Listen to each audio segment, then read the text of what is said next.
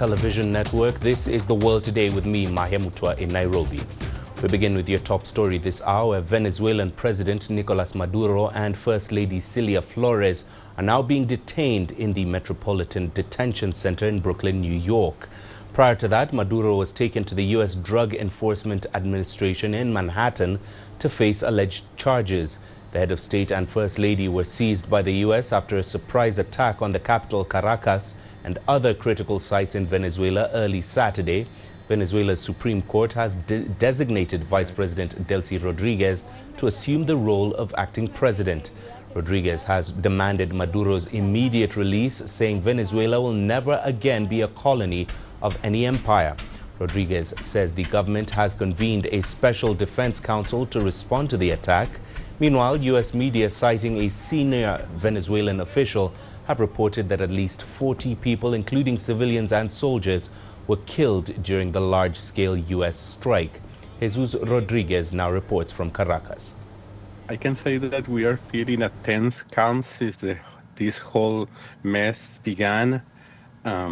It's important to mention that we have been experiencing, since the beginning of the attacks, several parts of Caracas are under blackout. We don't have electricity, at least in the area where we live. And reports say that at least half of Caracas is in the same situation. We are also facing, from time to time, several disruptions in the internet service. It's not a strong disruption, but it's there, and we have noticed it. So that's the sentiment, despite the massive, popular demonstrations in support of President Maduro and, rejecting the U.S. military attacks and the kidnapping and the abduction of President Maduro, of course.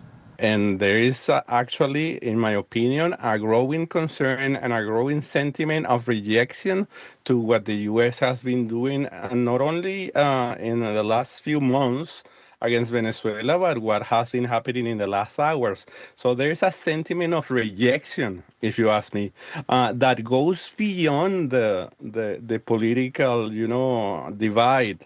There are many. I have been talking with several opposition friends and acquaintances that are not happy with what is happening. We were resting, we had just had a wonderful Christmas in peace and happiness, and suddenly we heard bombings from the US.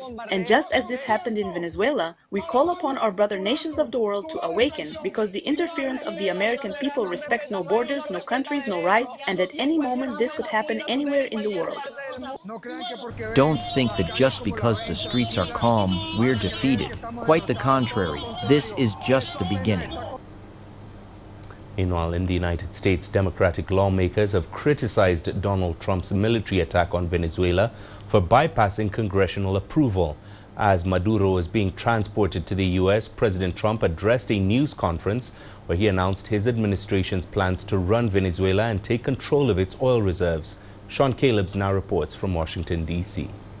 Well, what we saw unfold in Venezuela was a very surgical military strike, a very coordinated effort that clearly took some time to put together. The reaction from members of Congress here in Washington, D.C., has been somewhat mixed. Obviously, Trump has a great deal of support among his MAGA base, and members of Congress have come out and supported Trump's efforts to remove Maduro from power. But there have been a lot of critics, both within Trump's Republican Party and from the Democratic Party as well. They say this doesn't show military might. What this shows is just failed diplomacy. And they also are concerned about what kind of message this sends to other powerful leaders across the world. Could this happen somewhere else? Now, Trump has done his best to rationalize the reason this was done. And during a news conference, Donald Trump said the United States is going to run Venezuela for the foreseeable future.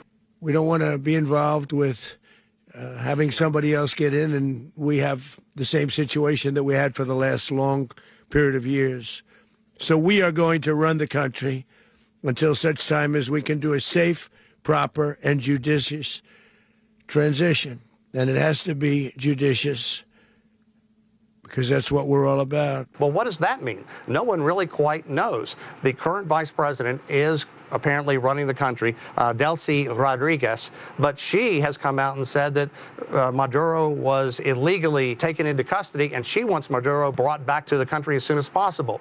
Trump also was very concerned about what's going to happen to the oil supply in Venezuela, the largest oil supply in the world, and he has indicated that the United States is going to send its powerful oil companies down there to improve infrastructure and begin selling that oil. And some of the profits will go to Venezuela, but a lot of the profits will also go to the United States as well. So what happens next? Well, a lot of people in the United States are still stinging from prolonged military operations in Afghanistan and in Iraq. And Trump has indicated that there's a possibility that there could be more military boots on the ground in Venezuela. And no one in the United States wants that.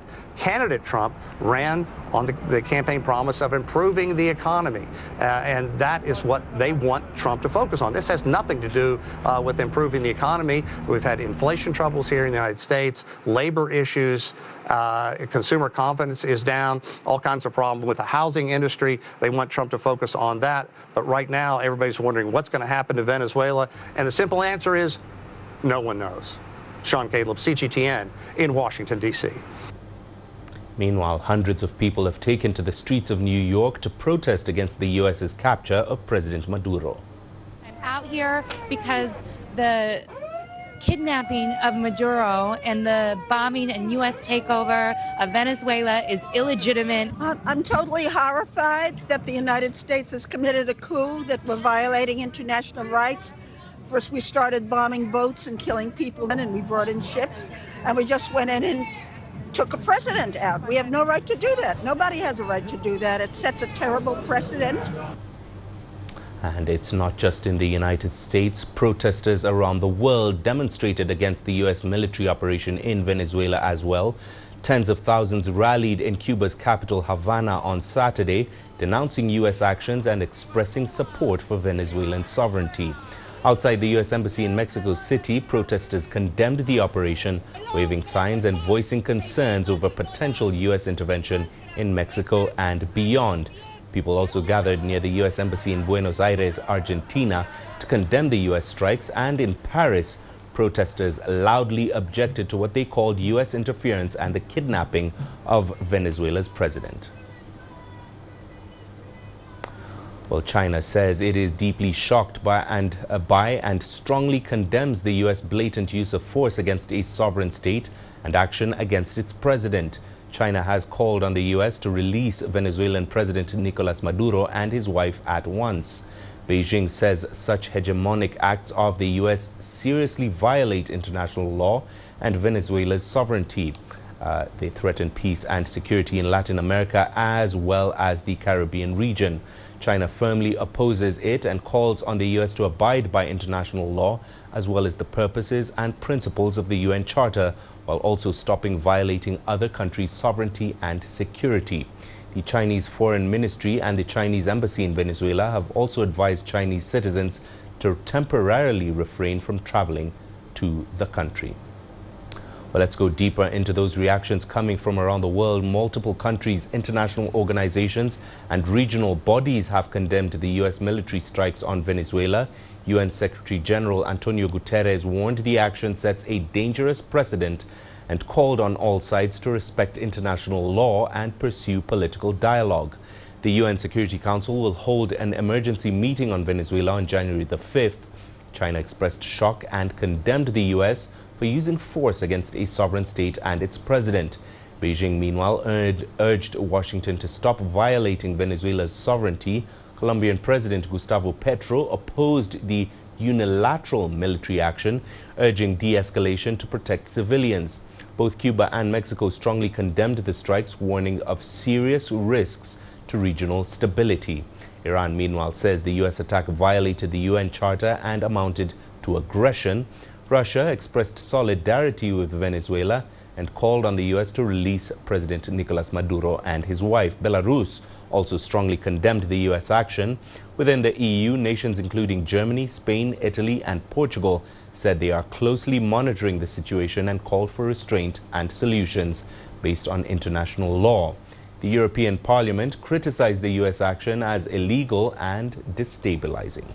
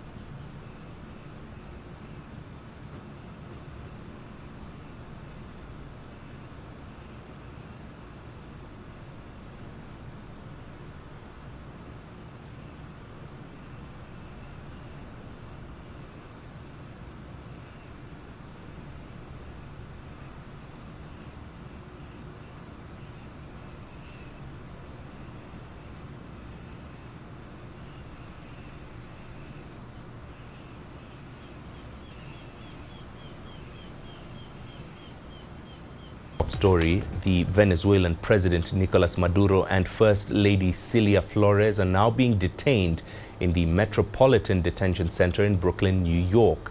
Prior to that, Maduro was taken to the U.S. Drug Enforcement Administration in Manhattan to face alleged charges. The head of state and First Lady were seized by the U.S. after a surprise attack on the capital Caracas and other critical sites in Venezuela early Saturday. Venezuela's Supreme Court has designated Vice President Delcy Rodriguez to assume the role of acting president. Rodriguez has demanded Maduro's immediate release, saying Venezuela will never again be a colony of any empire. Rodriguez says the government has convened a special defense council to respond to the attack.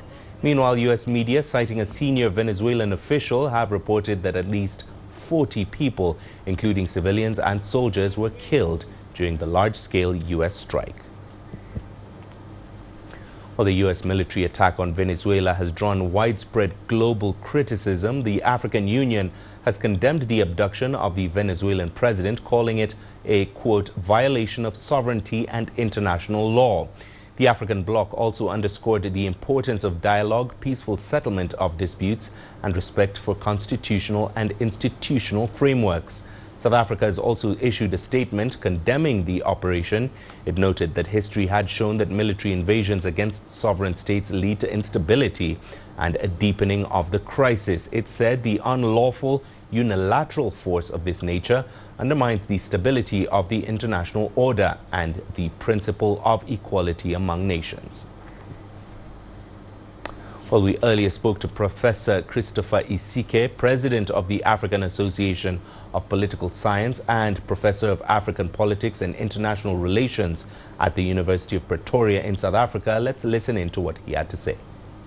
Strategically, the U.S.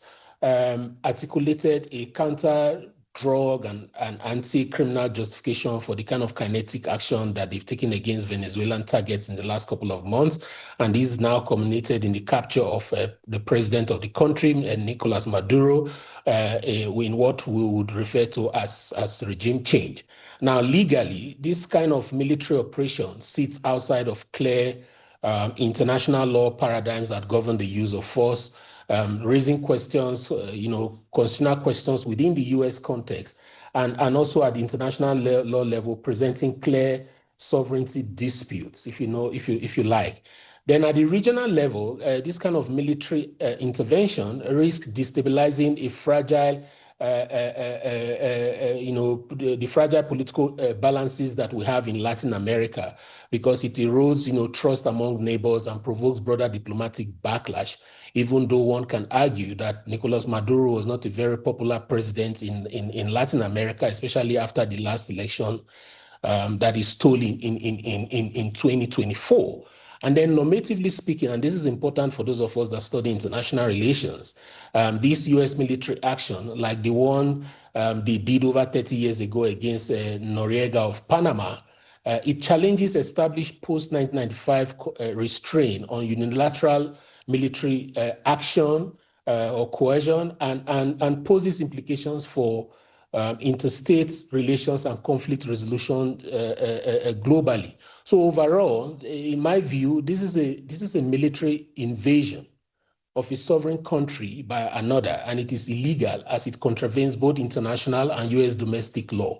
So on the U.S. side, for example, the U.S. Constitution makes it compulsory for a U.S. president to abide by international law instruments such as the UN Charter and then the Convention on Human and Political Rights.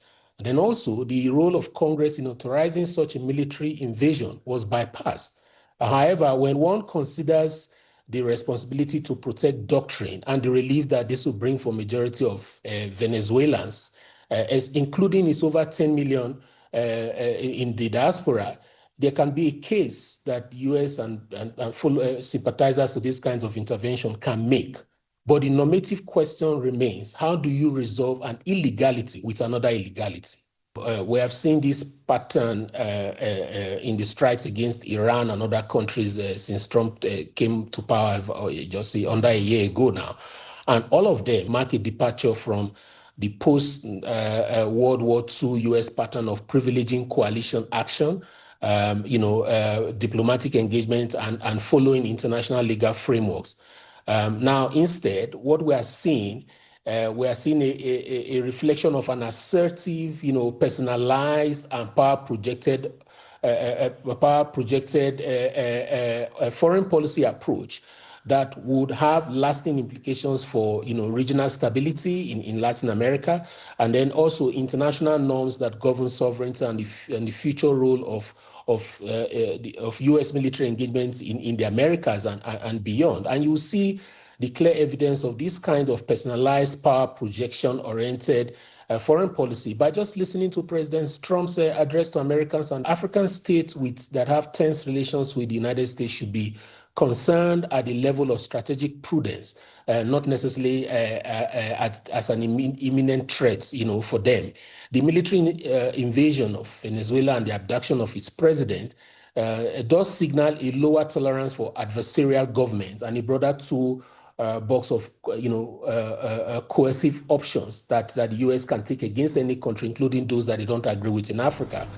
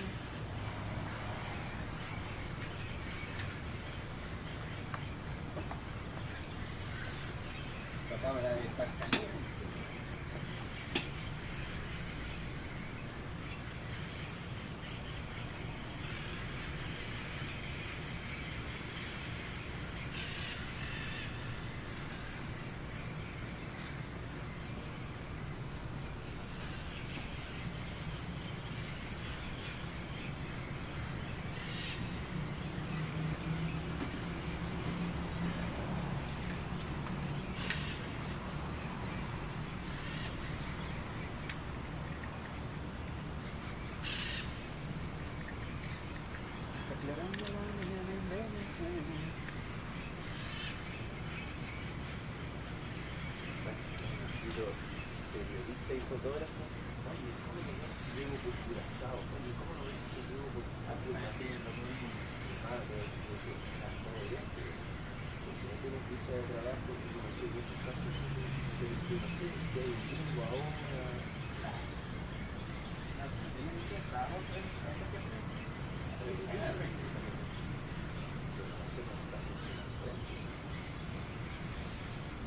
Sí, yo le veo, bueno, parece que muy a Brasil que no tenía visa de trabajo, está cañón. Así que la sacaba. Yo tampoco. Es como ir a Cuba. Sí.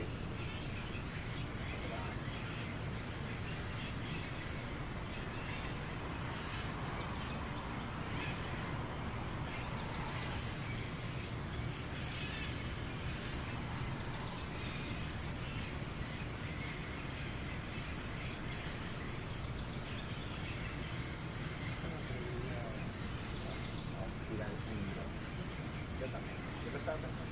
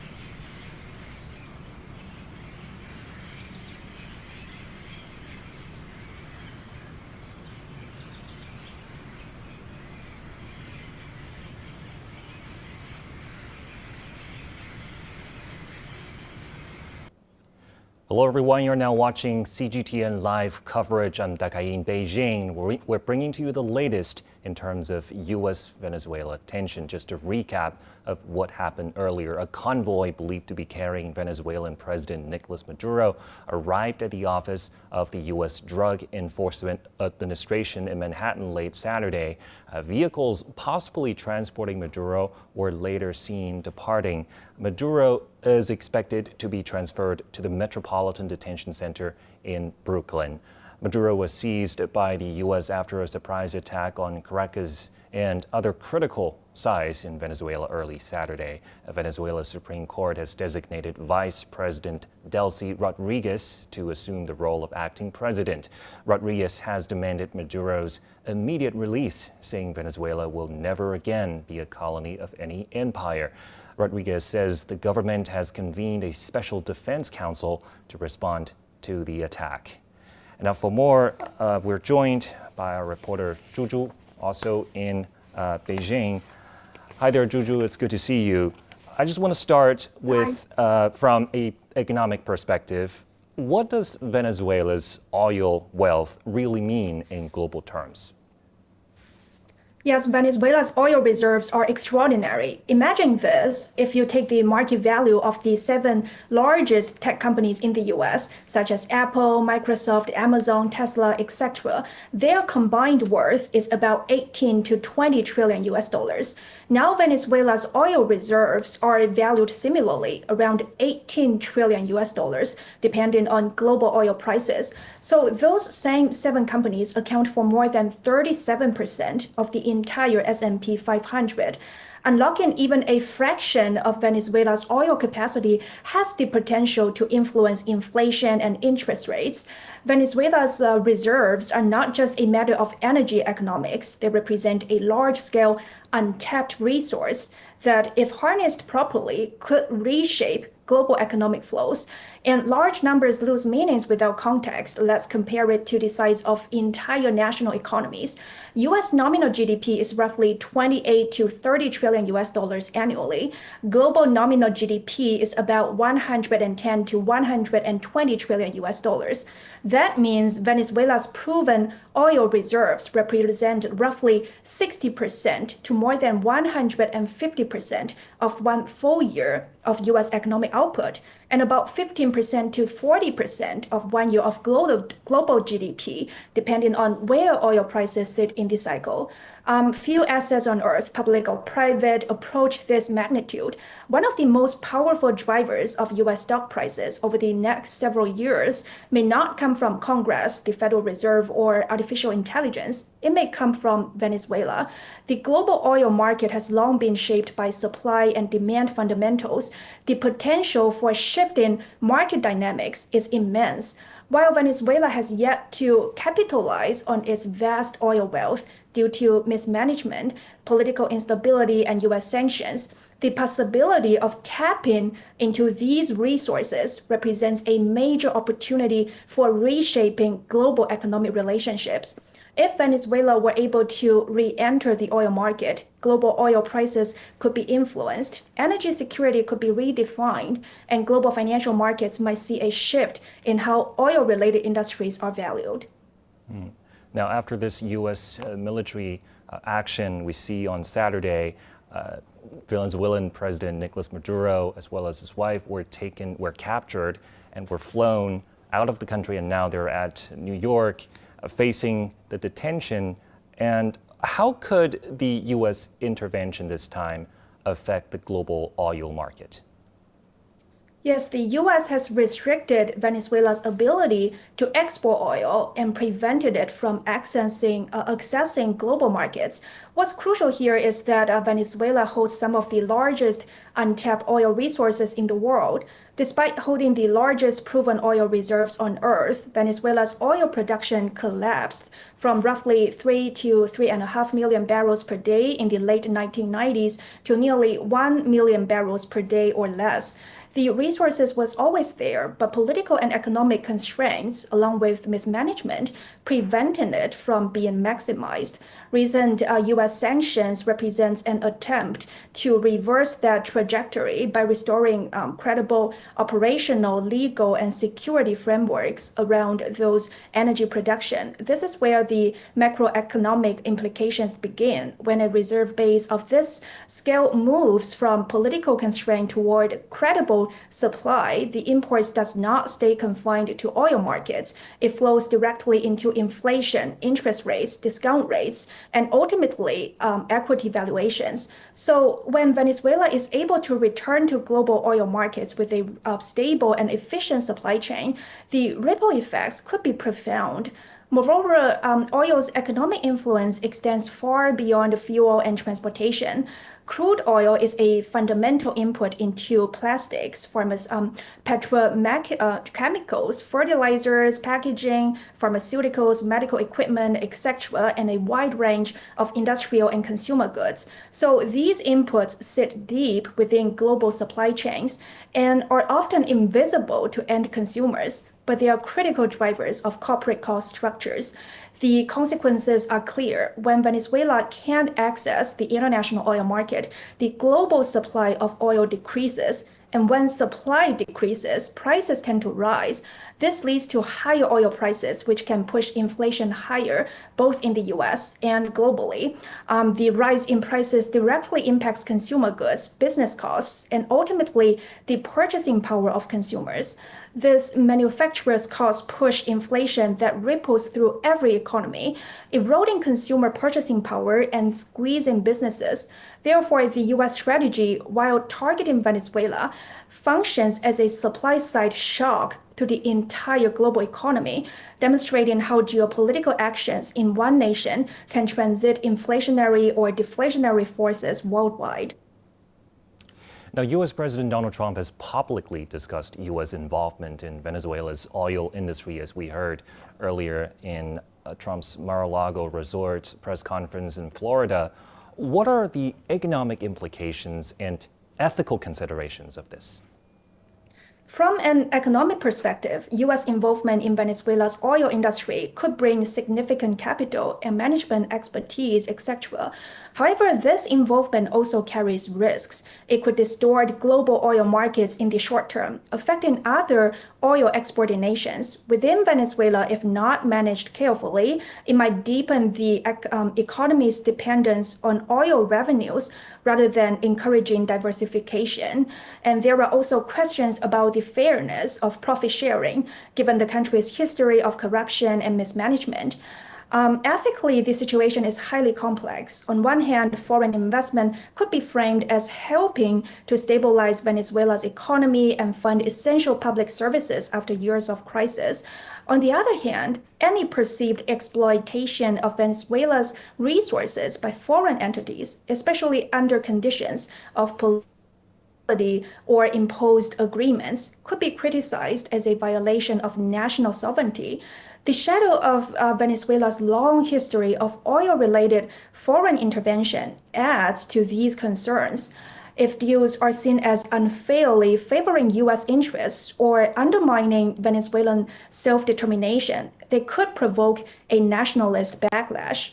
Furthermore, if involvement proceeds without a clear, legitimate domestic political settlement or transparent mechanisms to ensure that oil wealth benefits the population, it risks perpetuating the resource curse that has plagued Venezuela for decades. The ethical imperative, therefore, is to ensure that any engagement is transparent, equitable, and ultimately serves the long-term development needs and sovereignty of the Venezuelan people. Right, and what are the risks of resource nationalism and or backlash, if you will, if U.S. companies eventually gain extensive influence in Venezuela's energy sectors? Yes, the risks of resource nationalism and social backlash are substantial. First up, Venezuela has a deep historical narrative of resisting foreign control over its oil, optimized by the nationalization of the industry in the 1970s. If contracts are negotiated during a period of Venezuelan economic weakness or political transition, they might be perceived, whether accurately or not, as unfairly advantaging U.S. firms. Allegations of the country's resources being sold off at bargain prices could fuel public anger and become a powerful mobiling tool for activists and political leaders. If the influx of foreign investments fails to quickly improve living standards for the majority, or is seen to only investment fails to benefit a small elite and foreign shareholders, it would reinforce existing grievance. The contrast between foreign corporate profits and persistent domestic poverty would be a source of social unrest. It will also cause political instability. Any future government seen as overly accommodating to U.S. oil interests could lose legitimacy, making it a target for populist or nationalist movements. This could lead to political volatility, including mass protests, strikes within the energy sector itself, or even changes in policy within each election cycle. And for legal issues, a nationalist backlash could manifest in legal challenges to contracts, demands for renegotiation, increased royalties and taxes, or even threats of renationalization in the future. this creates a high-risk environment for long-term investment, deterring many other international partners and potentially leading to another cycle of underinvestment and conflict. And that leads me to my final question to you. How might existing U.S. sanctions on Venezuela's oil exports and financial systems evolve following this strike, and what economic impact would that have on Venezuela's ability to engage in international trade? Under U.S. oversight, any debt restructuring deal would be extraordinarily one-sided, potentially forcing Venezuela to surrender strategic national assets such as oil fields and ports, or to accept punishing repayment terms. This transforms debt from a financial problem into a tool for permanent foreign claims on the nation's resources, legally legitimizing a new form of economic domination. So far from liberating Venezuela's trade, the post-intervention sanctions regime would institutionalize a state of controlled dependency. Venezuela's ability to engage in international trade would not be restored on equal terms. Instead, it would be granted as a conditional privilege at any moment and limited to channels approved by a foreign power. Well, this creates a volatile, high-risk trade environment that deters many meaningful long-term investment, except in those high-return forms. So, and ensures that Venezuela's economy remains fundamentally distorted, fragile, and externally controlled for the foreseeable future. The nation would trade one form of economic isolation for another. This isolation of a client state without true agency in the global market. The ability to trade will remain hampered for years. So the physical destruction of facility limits how much oil can actually be exported. The country's massive debt would need to be restructured before full access to capital markets is restored. And the threats of sanctions snapping back if political conditions are not met would cast a long shadow, making some traders and investors still remain very cautious. Certainly. Thank you very much, Juju. That's Sarah Juju reporting for us in Beijing. Meanwhile, multiple countries, international organizations, and regional bodies have condemned the U.S. military strikes on Venezuela. U.S. Secretary General Antonio Guterres warned the action sets a dangerous precedent and called on all sides to respect international law and pursue political dialogue. The UN Security Council will hold an emergency meeting on Venezuela on January 5th. China expressed shock and condemned the United States for using force against a sovereign state and its president. Beijing urged Washington to stop violating Venezuela's sovereignty. Colombian President Gustavo Petro opposed the unilateral military action, urging de-escalation to protect civilians. Both Cuba and Mexico strongly condemned the strikes, warning of serious risks to regional stability. Iran said the U.S. attack violated the UN Charter and amounted to aggression. Russia expressed solidarity with Venezuela and called on the U.S. to release President Nicolas Maduro and his wife. Belarus also strongly condemned the U.S. action. Within the EU, nations including Germany, Spain, Italy, and Portugal said they are closely monitoring the situation and called for restraint and solutions based on international law. The European Parliament criticized the U.S. action as illegal and destabilizing. Well, that would be our recap of the latest updates in terms of U.S.-Venezuela tension at the moment. We'll certainly bring to you more updates right after this. Stay with us.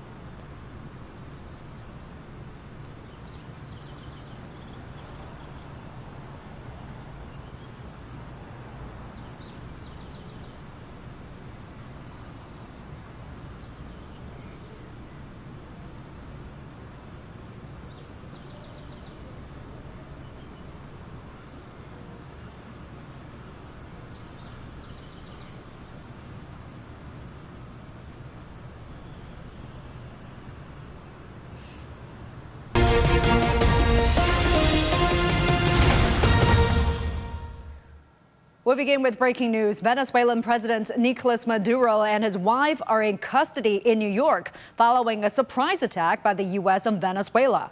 The attack on Saturday targeted military facilities and caused power outages in parts of Caracas. President Maduro has been indicted on federal charges, including narco-terrorism conspiracy.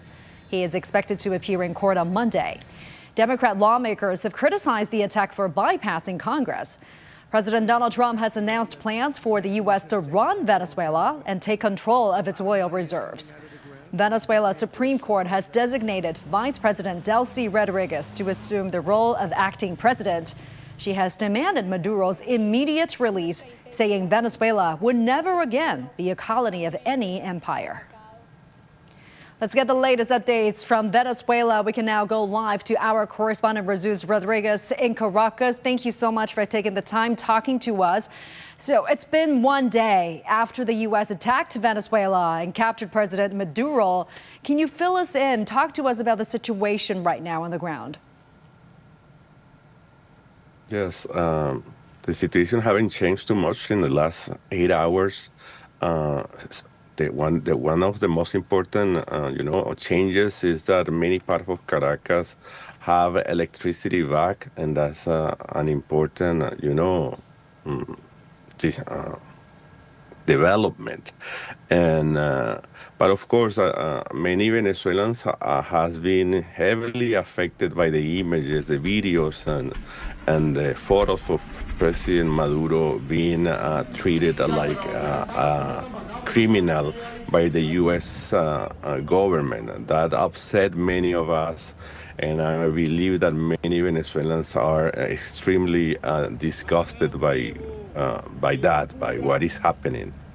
A shocking development indeed. Now, Venezuela's Supreme Court has also ordered Vice President Delcy Rodriguez to become interim president. Tell us more about this. Yes, that's mandated in the Constitution. Our Constitution demands that in the absence of the president, the vice president should fill the void. And the Constitution also mandates that after 90 days, 3 months, this acting president should call for presidential elections. And that's a complicated development that should happen in the coming days or weeks. And what has been the reaction so far from the government and the public as well? The majority of Venezuelans are in tense calm. If you ask me, the majority of Venezuelans reject what is happening despite their political positions, because this is an outrageous development, an unprecedented military action, a U.S. military action against a sovereign nation. And many of us are just in shock and just realizing the implications of what this will have on our future, but also on the future of Latin America and even on the future of the world.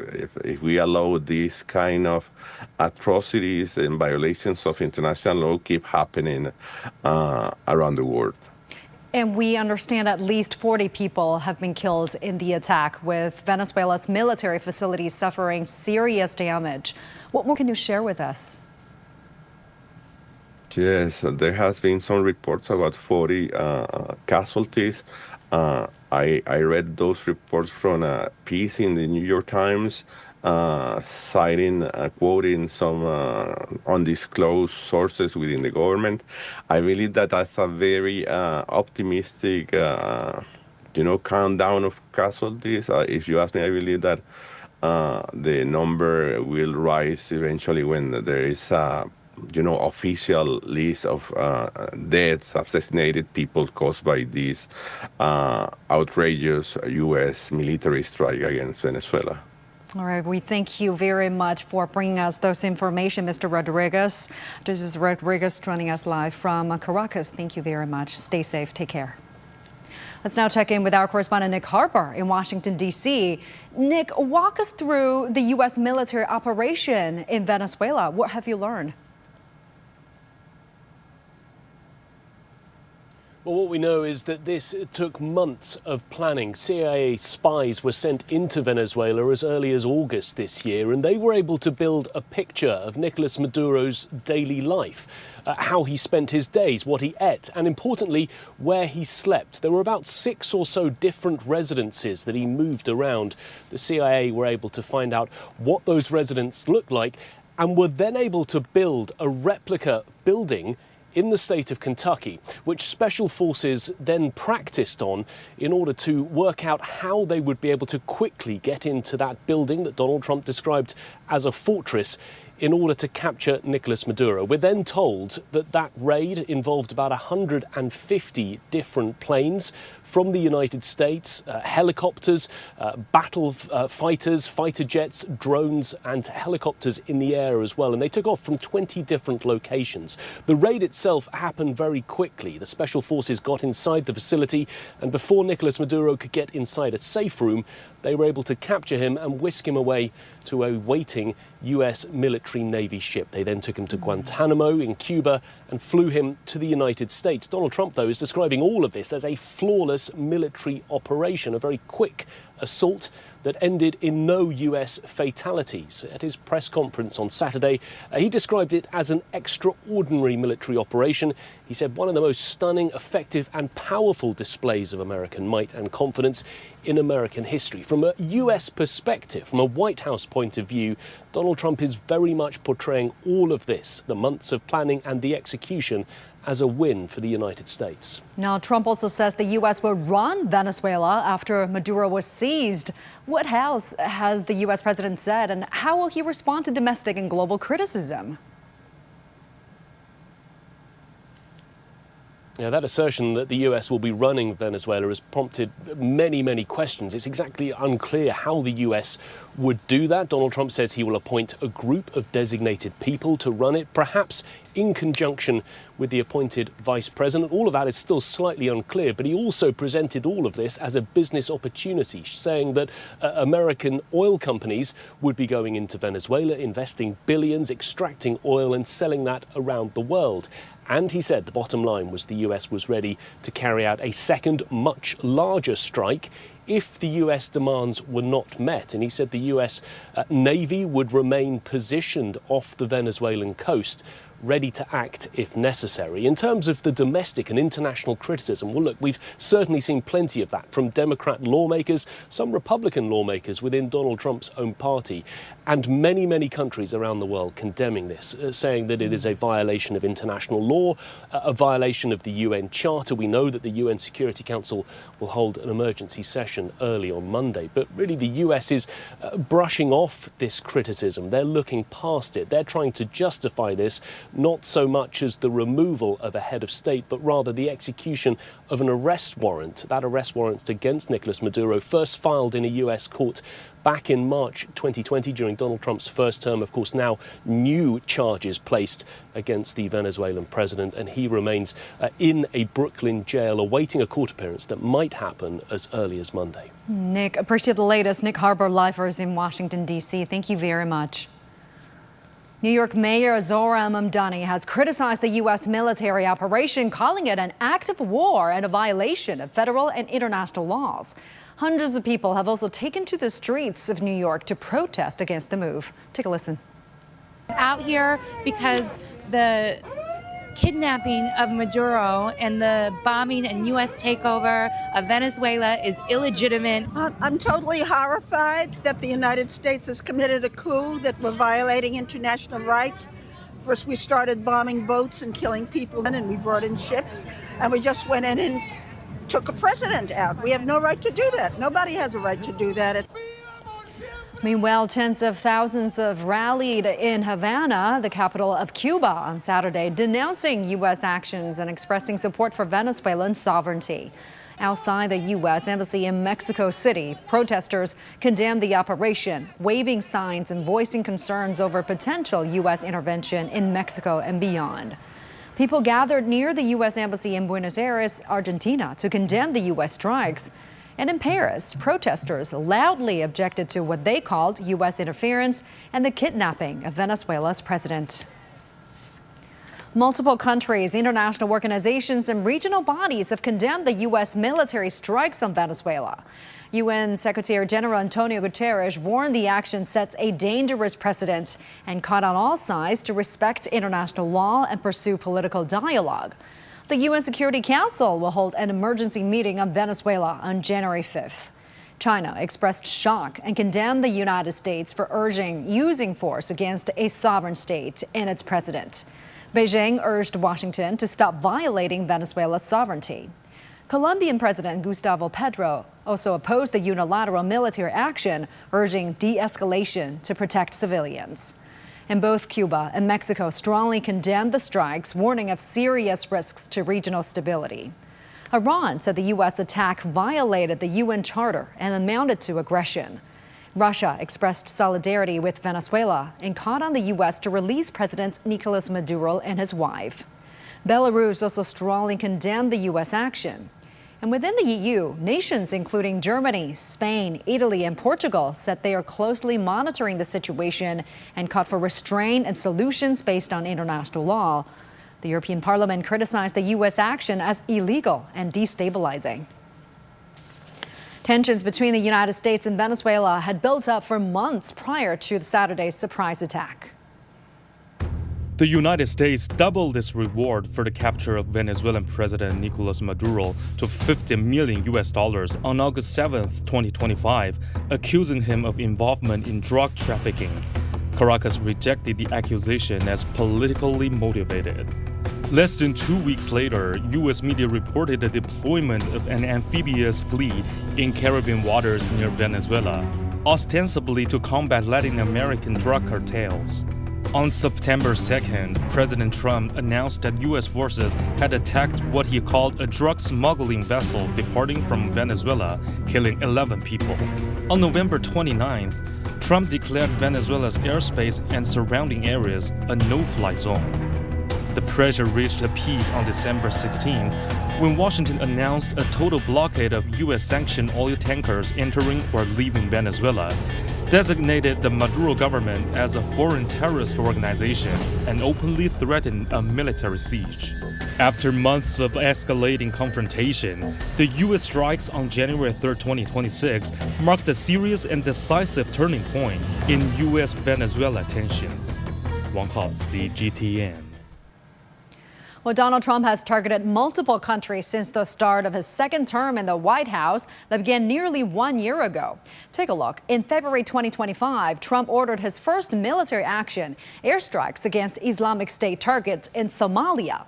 And the next month, he authorized strikes on Houthi positions in Yemen aimed at halting their operations in the Red Sea. That same month, he reinstated a maximum pressure policy against Iran with the intent of denying Tehran any path to nuclear weapons and countering its influence abroad. In June, during the 12th-day Israel-Iran conflict, U.S. strikes hit Iranian nuclear facilities. And then later, Operation Eagle Eye struck over 70 suspected Islamic State sites in Syria.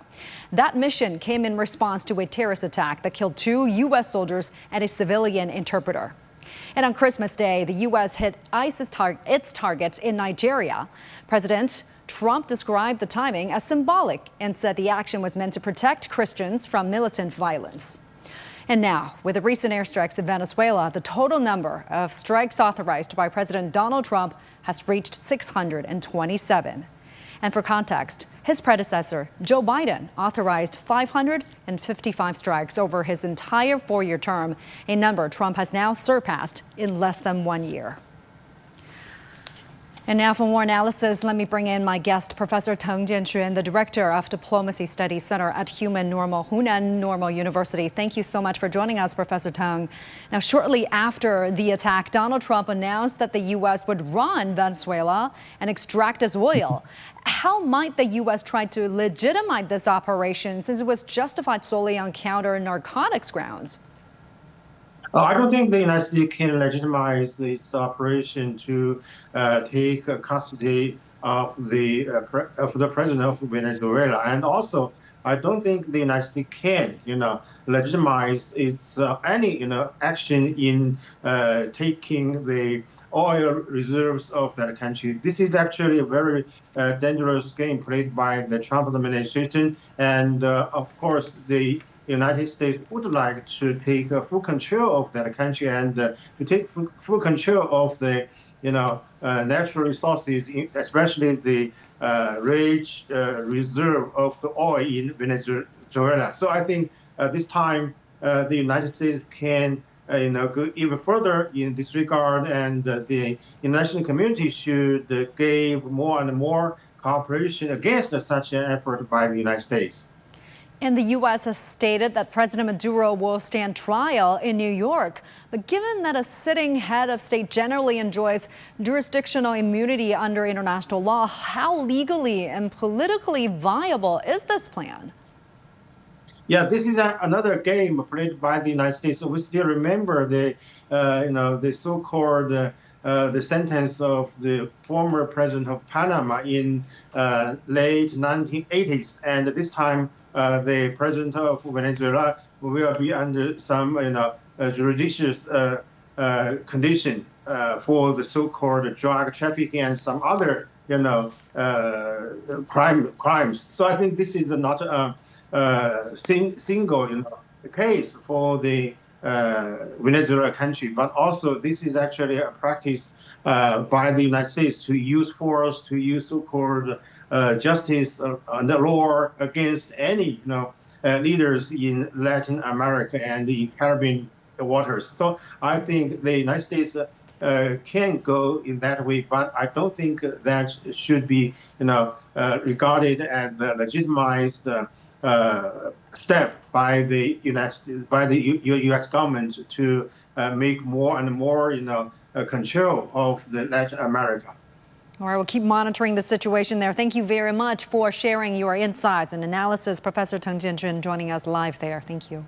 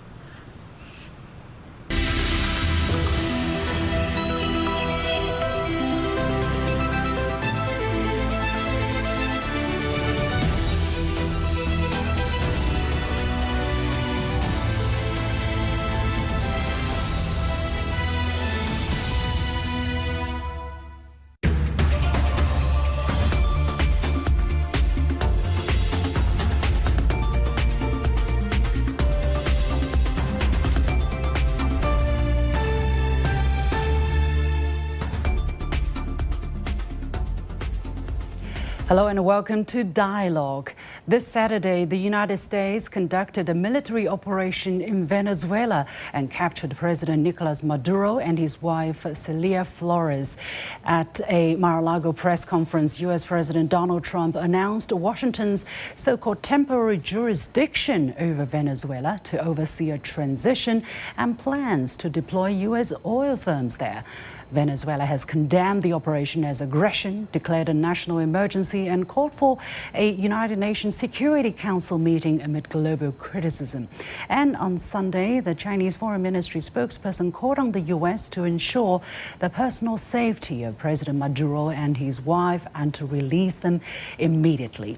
So what is the immediate fallout of this attack in the country and in the region? How is the international community reacting to the strike? And what would happen next? Join me for our discussion today, live from Beijing. I'm Li Xin, sitting in for Xu Qingduo.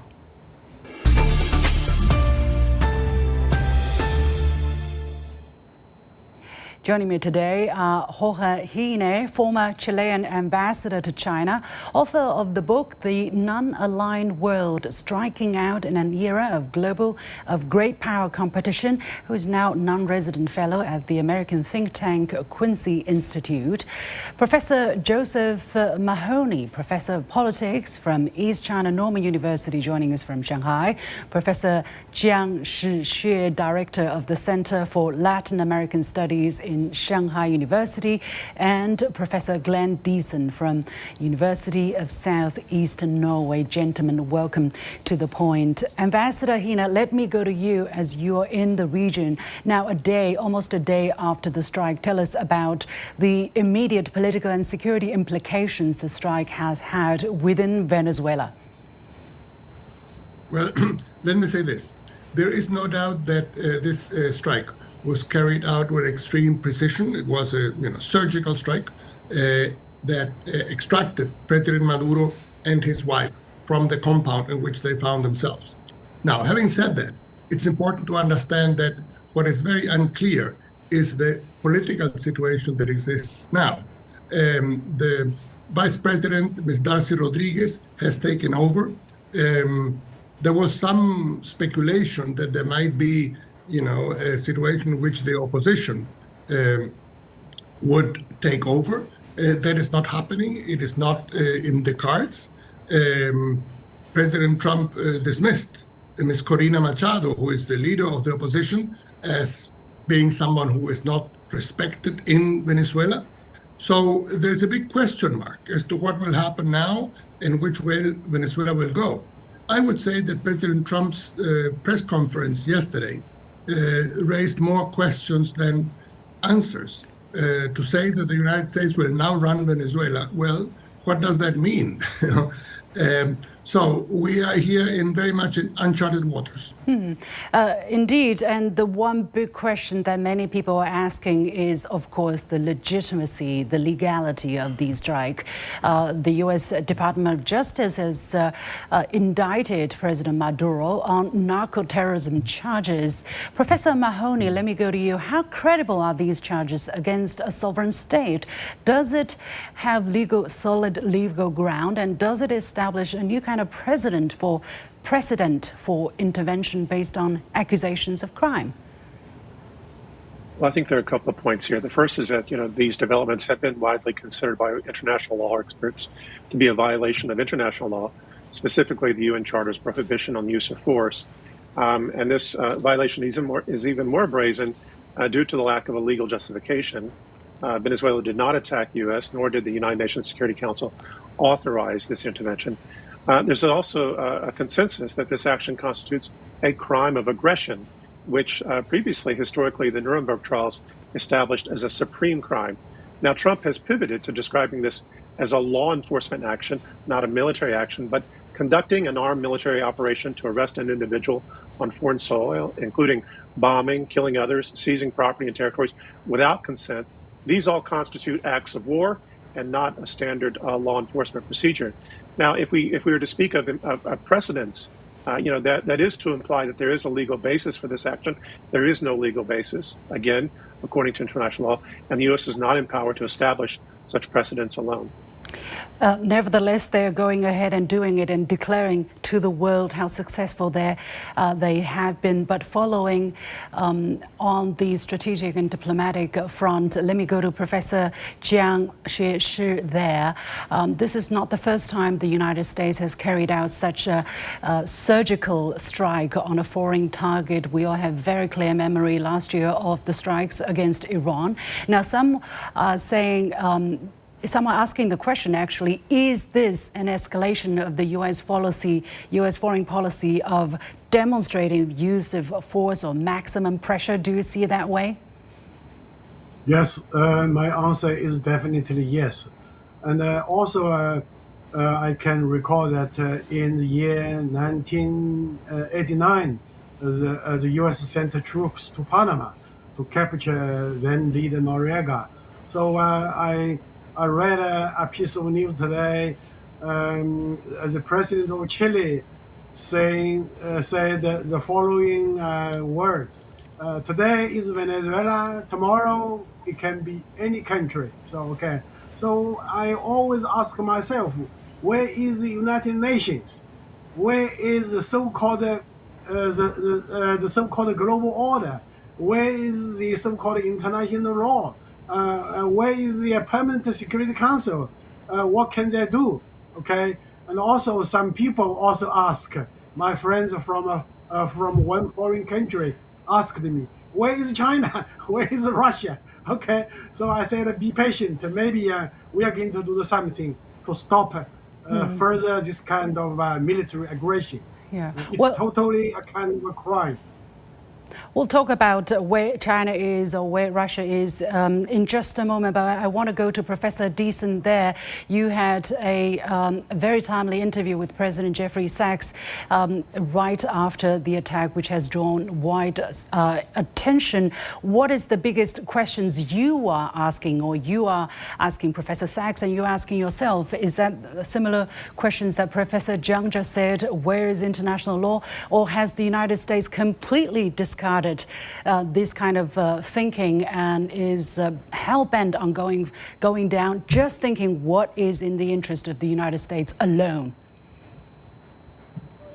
Well, in terms of the interest, I think it's, as Trump has said on several occasions, it's to get some control over the natural resources of Venezuela. They refer to this as being America's oil, and they want it back. And already American oil companies are being sent to Venezuela to assist or restore Venezuela's oil production. So you see this seizure, but I think it goes much wider. A lot of this is built into the national security strategy of the new national security strategy of the United States, in which it recognizes that in a multipolar world, it can't be everywhere at the same time. So you have to make priorities. And the key priority is then to assert their dominance over the Western Hemisphere, which is, the Americas. So key concerns, for example, would be the rise of China, that many of these countries have China as their preferred trading partner. So for the US, it's important to make this into an exclusive sphere of influence. That is, not only do Venezuela have to open up their natural resources to the United States, but they also have to start shutting out other great powers. So I think this is a perversion, though, of the Monroe Doctrine, but this is the direction they seem to be going. Of course, in terms of the actual reasoning they're giving, it's been very spread all over the place. Everything from narco-terrorism to preventing Hamas and Hezbollah to operate there. Of course, some have been suggesting that this is, as NATO have been saying for the past 30 years, all our wars are about democracy and freedom. So given that the Peace Prize was given to Machado, this seems to have given some legitimacy as well. But overall, it goes a bit in every direction. Of course, going into trying to present this as being an issue of law and order. So it's, again, the discrepancy between what they're saying and what obvious objectives are quite obvious. Let's not be blinded of all the talks that Washington is giving to the world. Ambassador Hene, what would you say would be the long-term significance of what happened yesterday? Is it a watershed moment? If so, in what sense? Absolutely. let us put things in perspective. There have been, of course, many U.S. interventions in Latin America over the course of history. But this is the first military attack on a South American country by the United States in 200 years. So this is really, as you say, a watershed moment. And what happens next is anybody's guess. President Trump has warned the president of Colombia to watch out. He has said he will have to deal with Mexico as well at one point. So at this moment, all bets are off. And let us keep in mind that although the United States had, undertaken military actions in Mexico and Central America and the Caribbean, to attack a South American country is a different proposition. Now that that has been done, well, what comes next? So in that sense, I would like to underscore the very strong reaction of the president of Brazil, who has condemned this in the strongest terms. So has the president of Mexico, and of course, the president of my own country, Chile, that you referred to recently, President Boric.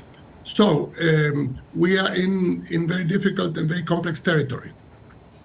Let's talk about President Trump or the administration's vision for the country, for the region, as we can discern from the press conference. For instance, as you mentioned at the very beginning of the show, the United States is taking over for the time being. They will run Venezuela from the White House with a team of the Trump administration. But at the same time, it seems that he does not he still recognizes there is a presidency, there is a president in Venezuela. Professor Mahoney, let me go to you.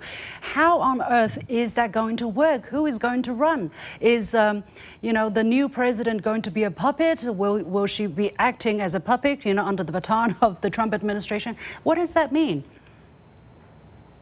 Well, the new president is the vice president under Maduro, so we still have that party in power. But I think it's not clear that Trump can actually impose such terms on Venezuela. I think it would be dangerous for U.S. companies, oil companies, to join him in this misadventure. They may themselves face legal repercussions and other consequences down the road, including militant attacks within the country from those who oppose them if we reach that stage. I think it's been made clear that Trump is targeting their unique natural resources, including substantial strategic minerals that the U.S. is desperate to control, above all, as it has faced export controls from China, as well as the world's largest proven oil reserves, given the U.S. national security doctrine that has said that the U.S. aims to be the superpower or control the global energy market. Now, I think we'll have to see how other major powers respond. But I think, without a substantial occupation force, there are reports that the U.S. is controlling the airport and offshore installations. It can still bomb, it can still blockade, but it's not yet clear that they have the ability to actually control or govern in a direct way, the way that we would imagine them doing in Iraq with an occupation force, or as they did in Afghanistan. Certainly that sort of presence opens up all sorts of risks. And as the Trump administration itself has said, this was a surgical operation where the U.S. got in and out without any casualties for the U.S. side. If they want to go in and impose control with U.S. forces, that's going to create a much bigger problem for the U.S. And indeed, I think, once again, demonstrate the limit of American power, as we've seen in Iraq, Afghanistan, and other places. Let's take a closer look at China's reaction. Professor Jiang, you were talking about it. Well, China did send out a statement saying the United States move is in clear violation of international law, basic norms in international relations, and the purposes and principles of the UN Charter. That's according to a spokesperson of China's Ministry of Foreign Affairs. China urged the U.S. to stop efforts to overthrow the Venezuelan government and resolve disputes through dialogue and negotiation. And of course, in a separate note, China asked the United States to ensure the safety of the presidential couple and to release them as soon as possible. Professor Jiang, how do you look at China's response in this regard? Well, there are two very interesting stories about this kind of crisis. Just a few hours before Maduro was captured, he was meeting with a Chinese delegation from the foreign ministry. Okay, and secondly, well, some people on the news media on the social media ask this question: why not send the troops to Venezuela? Okay, so as you know that China never interferes in the domestic affair of other countries. China will never send one soldier to any foreign country. Okay, so these are 2 points which I believe are quite funny. Okay, now, China, I believe that will talk with other countries like Russia and some other countries, and also Brazil, to discuss what should be done to deal with this kind of crisis. First of all, China said that President Maduro must be released as soon as possible. And secondly, no more this kind of aggression should take place against any sovereign nation. So let's see what will happen in the Permanent Security Council. I believe that the UN might do something. But some other people commented that in front of the US, the UN is meaningless. There's no use at all, the United Nations. So the international community should ask this question in the face of the US. What can we do? Chinese president has mentioned, proposed that more than 10 years ago, we should build a community of shared future for mankind. So let's hope that all over the world, people everywhere could join hands to build a kind of community of shared future for mankind. It's a nice dream. It's a nice dream, but how doable, how helpful is that going to be for the time being? I guess that would actually be a question for all of us. But Professor Deason, let me go to you. And since you're in Norway, you must have been following the reaction from European leaders to the latest crisis. What is your observation? It seems that they have adopted a very different perspective when the sovereignty of a South American country is infringed upon. They don't seem to be very strong in their wording in the aftermath, in the immediate aftermath of this incident.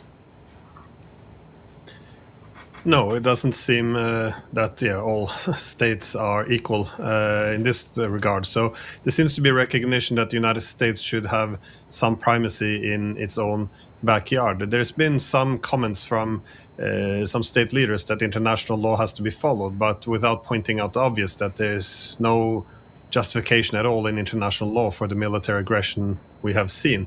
So a lot of the media coverage seems to provide some legitimacy while avoiding the issue of legality.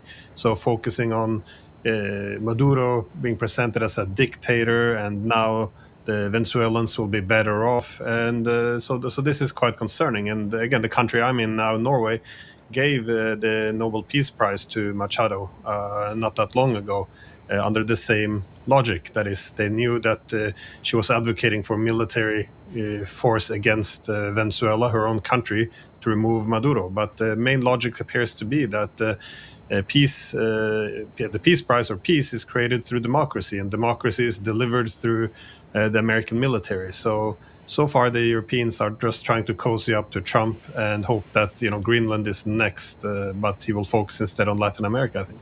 Mm-hmm. Ambassador Hine, where are we going?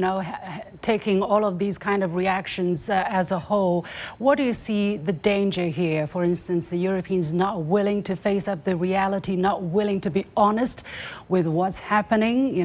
Continue to cozy up something that is of great nature. Where exactly all of this is leading to? Well, I'm afraid that what is happening is that we are normalizing U.S. attacks. In this past year, in 2025, and with this attack on Venezuela, the United States has attacked 7 countries. I mean, what are we, looking for? And let me say the following: in the past few days, the wife of Stephen Miller, which is a top Trump advisor, published on social media a map of Greenland with the U.S. flag on top of it. So today it is Venezuela. Tomorrow it may be Greenland. which is, of course, as you know, part of Denmark and of the European Union. So it seems to me that this very bland reaction on the part of the Europeans doesn't realize what we are really in for. It's a whole new world in which U.S. aggression is really, doing what it likes to do. And in that sense, it seemed to me the notion that, Venezuela is far away, South America shouldn't concern us very much, is very short-sighted on the part of Europeans.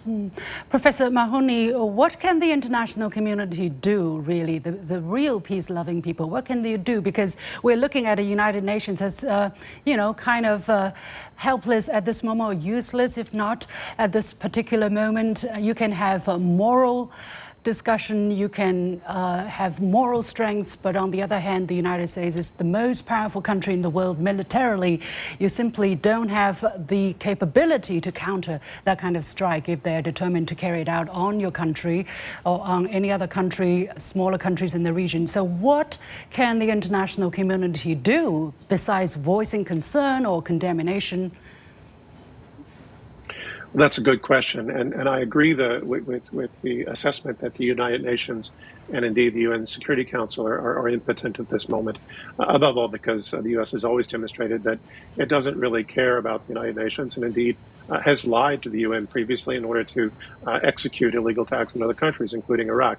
Now, we might point to other potential international organizations, something like BRICS. We might see BRICS responding to this in a way, although I don't think we should take that for granted. It is rather it's not surprising, but it is disheartening that the European Union hasn't come out more strongly about this. If their argument is essentially that the U.S. should have primacy in its backyard, then isn't that something that could be applied to Russia, stating that it has primacy over Ukraine or Central Asia? So I don't really understand the logic here. I don't really understand who in the West is committed to international law, who's committed to human rights. Are any of them really committed to development and security? Do any of them really care about the global South? Are any of them really working with others to mitigate global risks like climate change? Everything that we've seen from Gaza to Iran to what we're seeing now in Venezuela indicates something much darker. And here, we know that China is offering the world an alternative. We also know that China does not send forces abroad except through the auspices of the United Nations through as peacekeepers. So I'm not sure what the real way to stop this is, except I do think that this is a dead end for the U.S. I do think this demonstrates a certain desperation in U.S. strategy. It's an acceleration of tactics that ultimately will not work to the U.S. advantage. But in the meantime, we may be in for a very, very difficult and bloody ride. Well, Professor Jiang, how do you look at the immediate future in terms of 2026? I think Professor Mahoney put it very clearly. The United States is probably, going a bit more desperate, and probably we will have to expect more turbulence, more use of force in order to keep its supremacy. What are you looking into for the immediate future? Well, I'm quite pessimistic about the future. Well, the future is not bright. And more specifically, let me point out that one country in the Western Hemisphere might suffer more in the future. That's the tiny socialist country, Cuba, okay? Because probably the U.S. will not allow Venezuela to sell more oil to Cuba. And without energy, Cuba's economy will suffer more, and the Cuban people will suffer more. And then probably, who knows, the U.S. might send troops to Havana. So that will be a kind of really a tragedy for the mankind. Yeah. Are you predicting more similar operations by the United States in other countries in the region that have traditionally said no to the United States? Yes, you're right. So I have this kind of concern about Cuba. Professor Deason, from your understanding and from the discussion you're seeing, are we looking at the start of a chain of effects that are probably going from bad to worse from now on in the immediate future?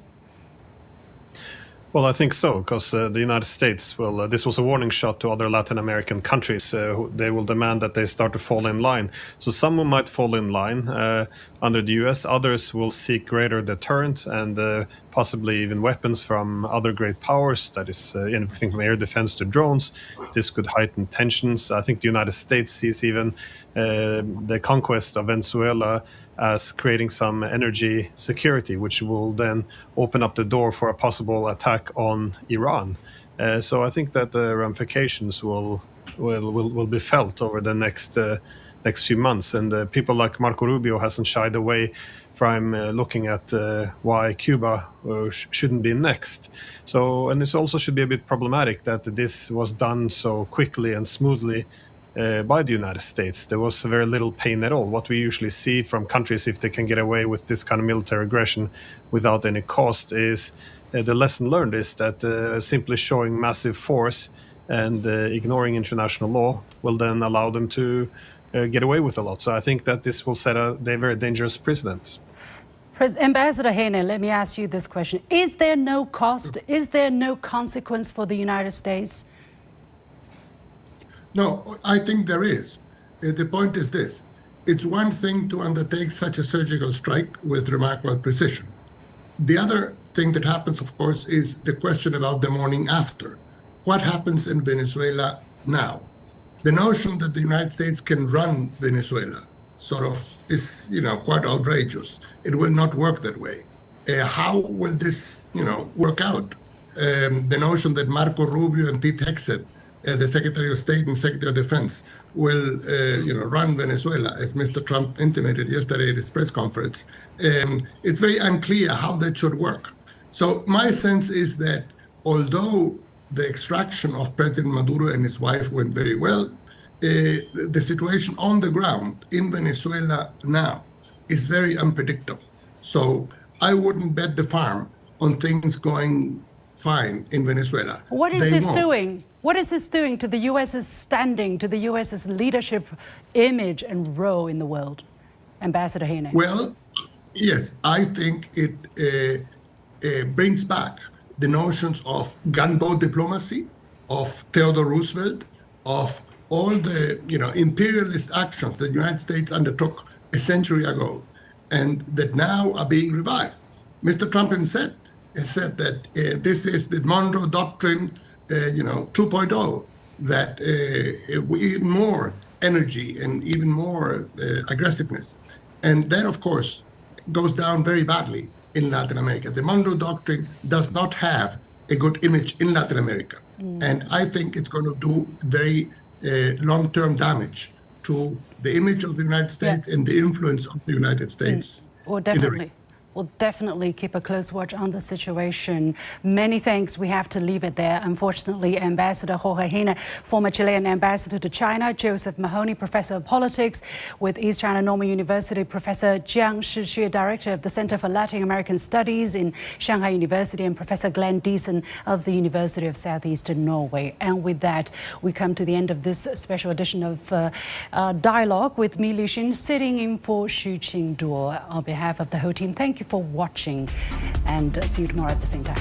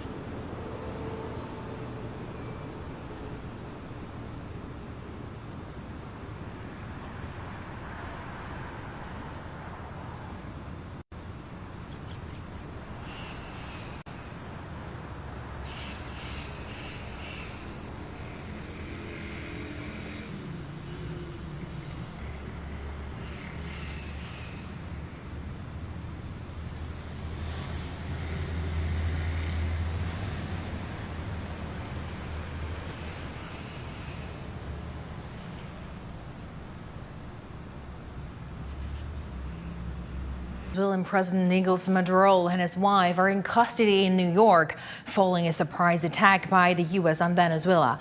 The attack on Saturday targeted military facilities and caused power outages in parts of Caracas. President Nicolas Maduro has been indicted on federal charges, including narco-terrorism conspiracy.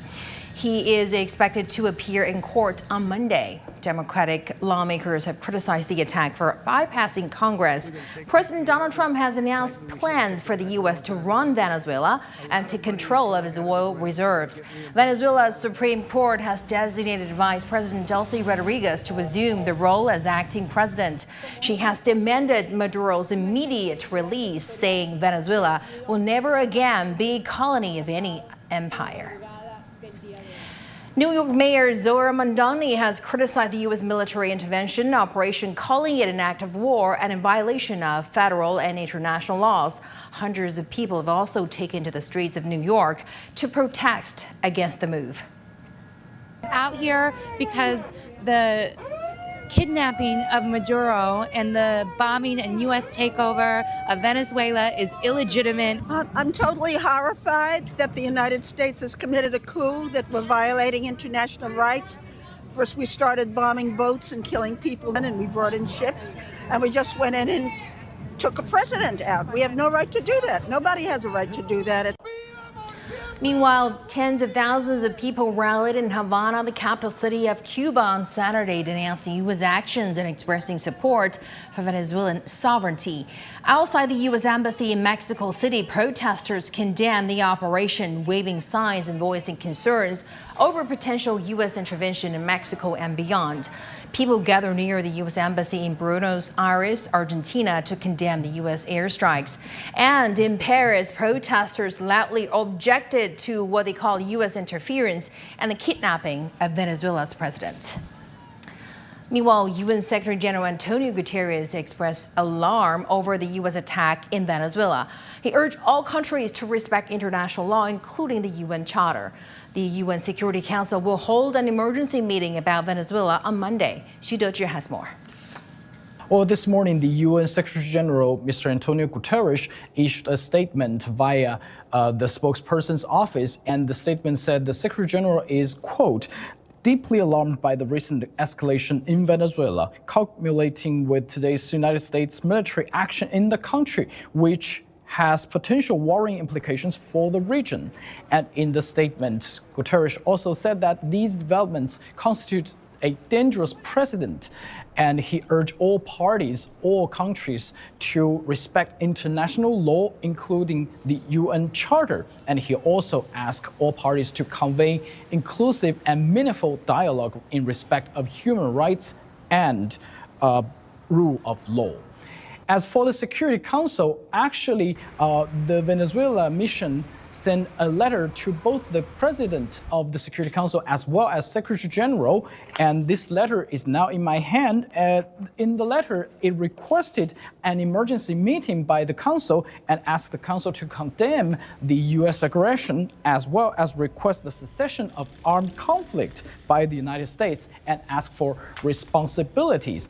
And we received the response from the President of the Security Council this month, which is Somalia, said in accordance with its responsibilities, the presidency is now conducting consultations with council members to schedule this emergency meeting. What we know is that this meeting has been supported by at least Russia and the new Security Council member Colombia. And there is a rumor that this meeting might be held on Monday morning with the Secretary General of the United Nations, Antonio Guterres, to brief the Council. And that is something we will have to watch. We also reach out to ask the presence of the UN now in Venezuela, but we don't get any feedback yet. Actually, tensions between the United States and Venezuela had already built up for months prior to Saturday's surprise attack. The United States doubled its reward for the capture of Venezuelan President Nicolas Maduro to $50 million on August 7, 2025, accusing him of involvement in drug trafficking. Caracas rejected the accusation as politically motivated. Less than 2 weeks later, U.S. media reported the deployment of an amphibious fleet in Caribbean waters near Venezuela, ostensibly to combat Latin American drug cartels. On September 2nd, President Trump announced that U.S. forces had attacked what he called a drug smuggling vessel departing from Venezuela, killing 11 people.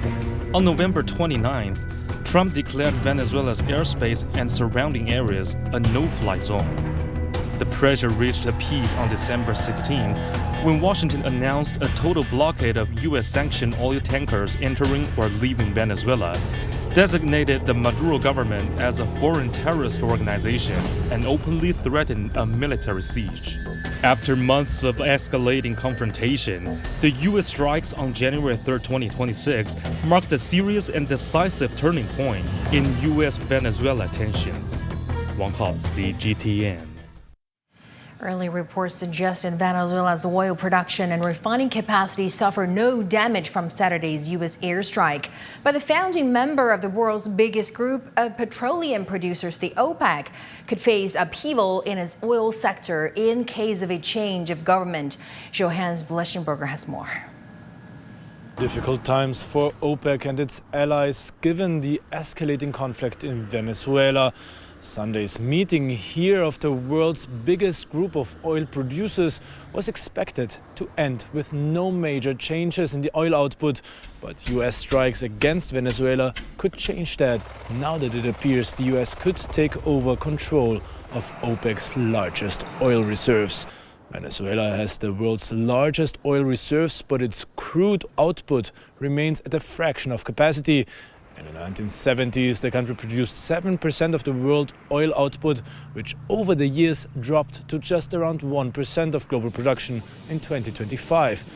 If government change is successful, however, Venezuela's exports could grow as sanctions might be lifted and foreign investment returns, analysts say. But it would take time for production to recover fully. What does this mean for OPEC? In the long term, increased production in Venezuela could bring down global oil prices, which OPEC key member Saudi Arabia surely wants to avoid.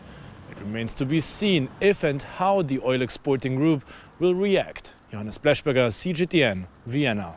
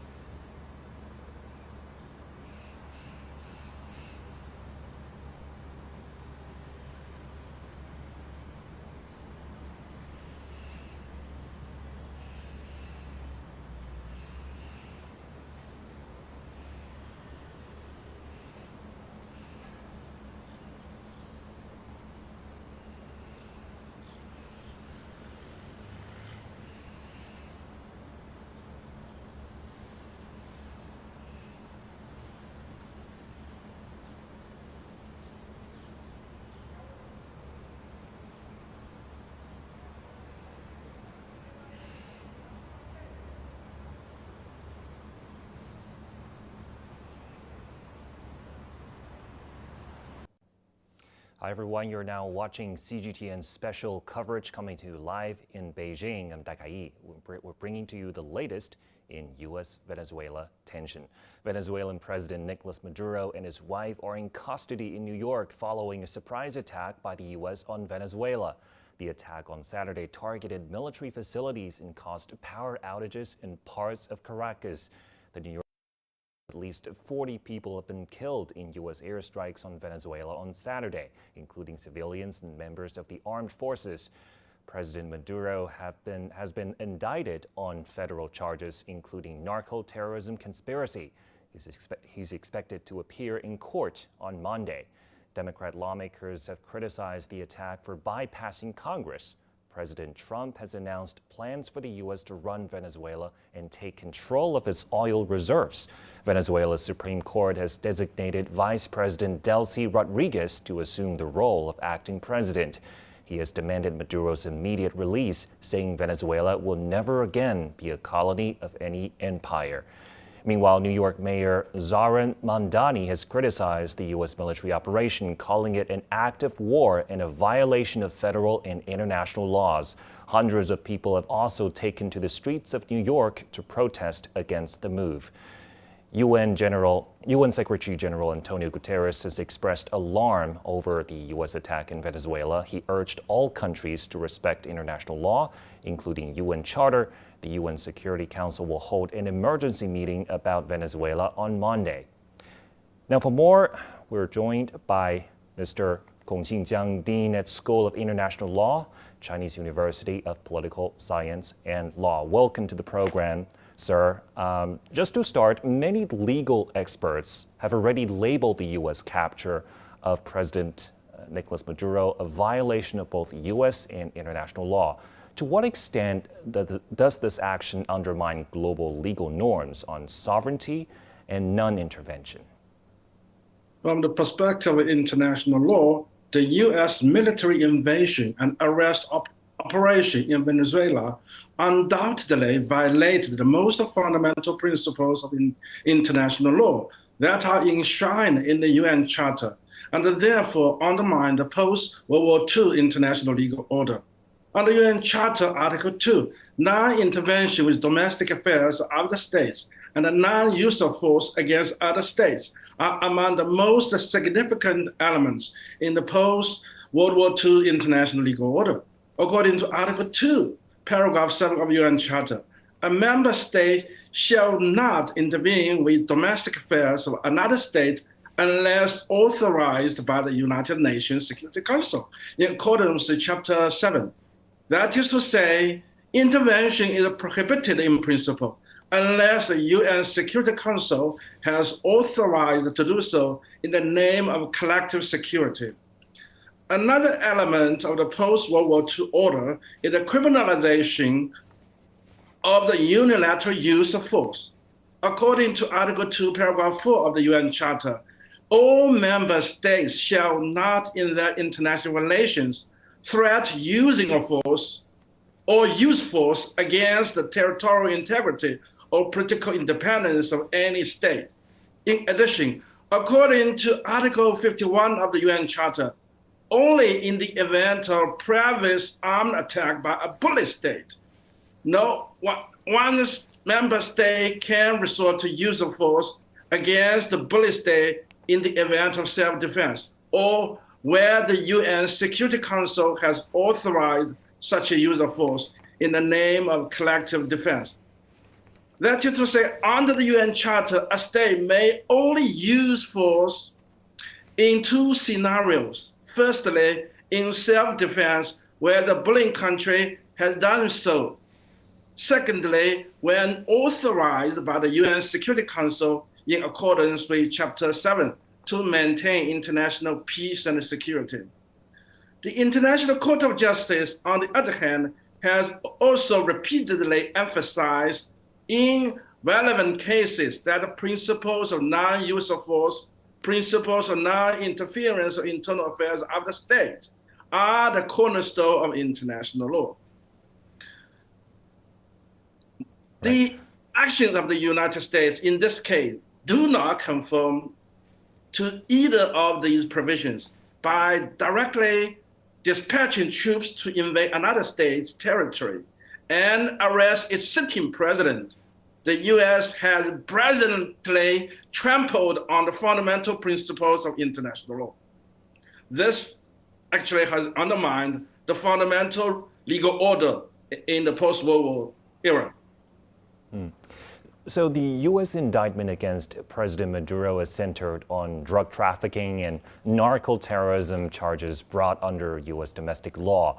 From an international legal perspective, how does such an indictment provide any lawful basis for a cross-border military operation and the capture of a sitting foreign head of state? Maduro may not be a perfect leader for the people of Venezuela, we don't know. He might even get himself in the accused action. But as a sovereign state, Venezuela shall in no way be subject to the use of force by another country unless Venezuela poses a threat to international peace and security. And such a use of force is authorized by the UN Security Council. Even in light of the US accusation, Venezuela did not pose a threat to international peace, and the UN Security Council did not give its authorization. As the sitting president, Maduro shall not be abducted at all. From the perspective of international law, President Maduro shall be immediately released. Yeah. All right. So from a legal perspective, how does the U.S. military operation against Venezuela differ from past U.S. interventions in Iraq, Afghanistan, and Libya, particularly in terms of international law, congressional authorization, and legitimacy under the UN Charter?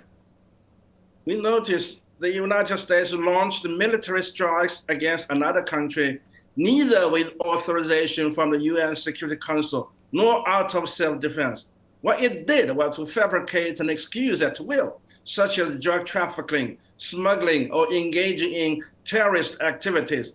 It reminds us of what the United States has done in Iraq, in Afghanistan, and in Libya. In all these cases for the United States, concepts like national sovereignty, prohibition of use of force, authorization from the United Nations Security Council, and international community were all reduced to nothingness.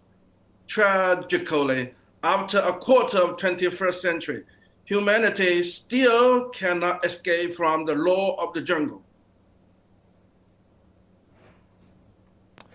So what does this legal and political debate does this action raise in the U.S., particularly regarding the congressional war powers and the separation of powers? Domestically, the U.S. invasion of Venezuela and abduction of its president certainly will trigger domestic political struggle. As a matter of fact, we have already learned that certain congressmen have voiced their disapproval of Donald Trump's decision. After all, this will not only raise the issue of power division between the Congress and the president concerning the power of declaring a war or the right to know on the U.S. Constitution, but jeopardize the international reputation of the United States. Now, if Maduro is tried in the United States, does international law actually grant the U.S. jurisdiction over a sitting Venezuelan leader for alleged crimes committed outside U.S. territory? According to customary international law, the sitting head of a state is immune from any jurisdiction of other state. That is to say, no other state is in a legal position to place the head of state in trial in its domestic jurisdiction. Under international law and practice, a sitting head of state generally enjoys immunity. The U.S. courts would in principle lack jurisdiction to any head of state, even he or she is present in the U.S., in the U.S. territory. This is what we call a head of state immunity. Unfortunately, under the U.S. domestic law, the validity of foreign head of state's immunity depends on recognition by the U.S. executive branch. if the U.S. government recognizes an individual as the legitimate head of state, this head of state is granted immunity. Otherwise, he will not be given the immunity. Unfortunately, as we said, as early as 2019, the United States publicly refused to recognize Maduro's presidency. And in this case, purely in light of the U.S. domestic law, and Maduro possibly will be denied the immunity. But that's actually is against customary international law. How dangerous, though, is it if powerful states set a precedent, if you will, that they can unilaterally capture leaders based on domestic criminal charges? Would this weaken protections for sovereign nations worldwide? If the U.S. act of invading another country and abducting its head of state were to be legitimized under international law, the only consequence would be that such an incident could happen to any small country and its head of state. Thus will lead to a law of the jungle in international relations. So I don't believe that this act shall be legitimized at all. So otherwise, the international order will be totally ruined. Well, we're going to leave it there. Thank you so much for joining the program. The Kongqing Jiang Ding at School of International Law at China University of Political Science and Law. Thank you so much. It's always good to get your perspectives. Thank you. You're now watching a CGTN live coverage. We're bringing to you the latest in terms of U.S.-Venezuela tension. Just a recap of the situation during the past couple of hours. Venezuelan President Nicolas Maduro and his wife are in custody in New York following a surprise attack by the U.S. on Venezuela. The attack on Saturday targeted military facilities and caused power outages in parts of Caracas. The New York Times says at least 40 people have been killed in U.S. airstrikes on Venezuela on Saturday, including civilians and members of the armed forces. President Maduro has been indicted on federal charges, including narco-terrorism conspiracy. He's expected to appear in court on Monday. Democrat lawmakers have criticized the attack for bypassing Congress. President Trump has announced plans for the U.S. to run Venezuela and take control of its oil reserves. Venezuela's Supreme Court has designated Vice President Delcy Rodriguez to assume the role of acting president. She has demanded Maduro's immediate release, saying Venezuela will never again be a colony of any empire. Multiple countries, international organizations, and regional bodies have condemned the U.S. military strikes on Venezuela. U.S. Secretary General Antonio Guterres warned the actions as a dangerous precedent and called on all sides to respect international law and pursue political dialogue. The UN Security Council will hold an emergency meeting on Venezuela on January 5th. China expressed shock and condemned the United States for using force against a sovereign state and its president. Beijing urged Washington to stop violating Venezuela's sovereignty. Colombian President, meanwhile, Gustavo Petro opposed the unilateral military action, urging de-escalation to protect civilians. Both Cuba and Mexico strongly condemned the strikes, warning of serious risks to regional stability. Iran said the U.S. attack violated the UN Charter and amounted to aggression. Russia expressed solidarity with Venezuela and called on the U.S. to release President Nicolas Maduro and his wife. Belarus also strongly condemned the U.S. action. Within the EU, nations including Germany, Spain, Italy, and Portugal said they're closely monitoring the situation and called for restraint and solutions based on international law. The European Parliament criticized the U.S. action as illegal and destabilizing. You're now watching a CGTN live coverage. We're coming to you live in the city of Beijing, and we're bringing to you the latest updates in terms of U.S.-Venezuela tension. Don't go away. We'll bring you more updates when we come back.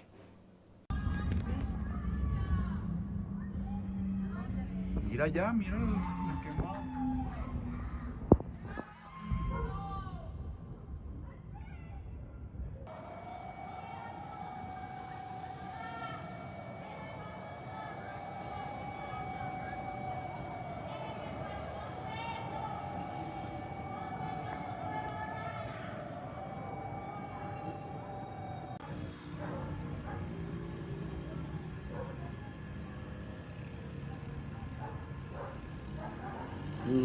那个熊。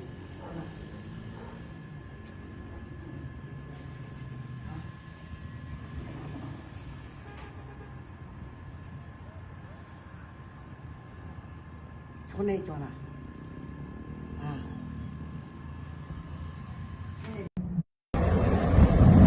Esa mierda, marico. Mierda, marico. 1, 2, 3, 4, 5, 6, 7, 8.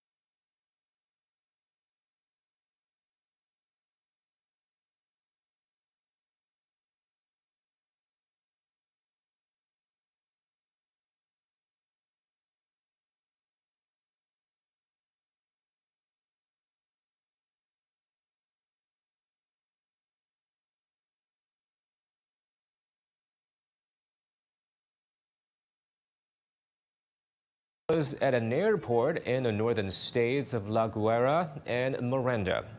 Venezuela's government has not yet responded to a request for comment. Trump administration officials, meanwhile, are aware of reports of explosions and aircraft over Caracas. We will monitor this situation and bring you updates as they become available. And for the latest developments, let's go live to our special correspondent, Jesus Rodriguez Espinoza, editor of Orinoco Tribune. He's joining us on the line. Hello there. So bring us up to date. Yes, what you say is pretty accurate. Around 2 a.m. in the morning today, at least in the part of Caracas where we are located, the electricity went down. There was an electricity blackout. And immediately after that, aircraft noises, not familiar aircraft noises, but not very close, but in the distance, and explosions also in the distance were here immediately after the blackout. I have to tell you that I live in downtown Caracas, in the south of downtown Caracas, and I didn't have, I have line of sight to the presidential palace of Miraflores, and there were not explosions or something like that to be seen there from this, at least on this side of Caracas where we are located. But we hear several explosions for the span of an hour, I believe, less than an hour, like 40 minutes, explosions and aircraft noises that we hear coming from the north. That I believe is what you just said about explosions, strikes in La Guaira state, which is north of Caracas. And we also hear explosions in the south of where we are located, where the Fuerte Tuna military complex is located. And looking at social media videos, it's clear that there were explosions, strikes against La Carlota military base, at least in Caracas, and also against Fuerte Tuna military complex in south east Caracas. And the video shows scary images of strikes and explosions in areas of the military complex where some people believe are secure locations for President Maduro. Thank you so much for all the updates. Jesus Rodriguez Espinoza, editor of Orinoco Tribune, with the latest on the ground. And just a quick updates there. The country, Venezuela, has just announced a state of emergency for the country, and we will keep you updated when more details become available. And that's all we have for now on The World Today. I'm Jia Cheng in Beijing. I'll speak to you soon.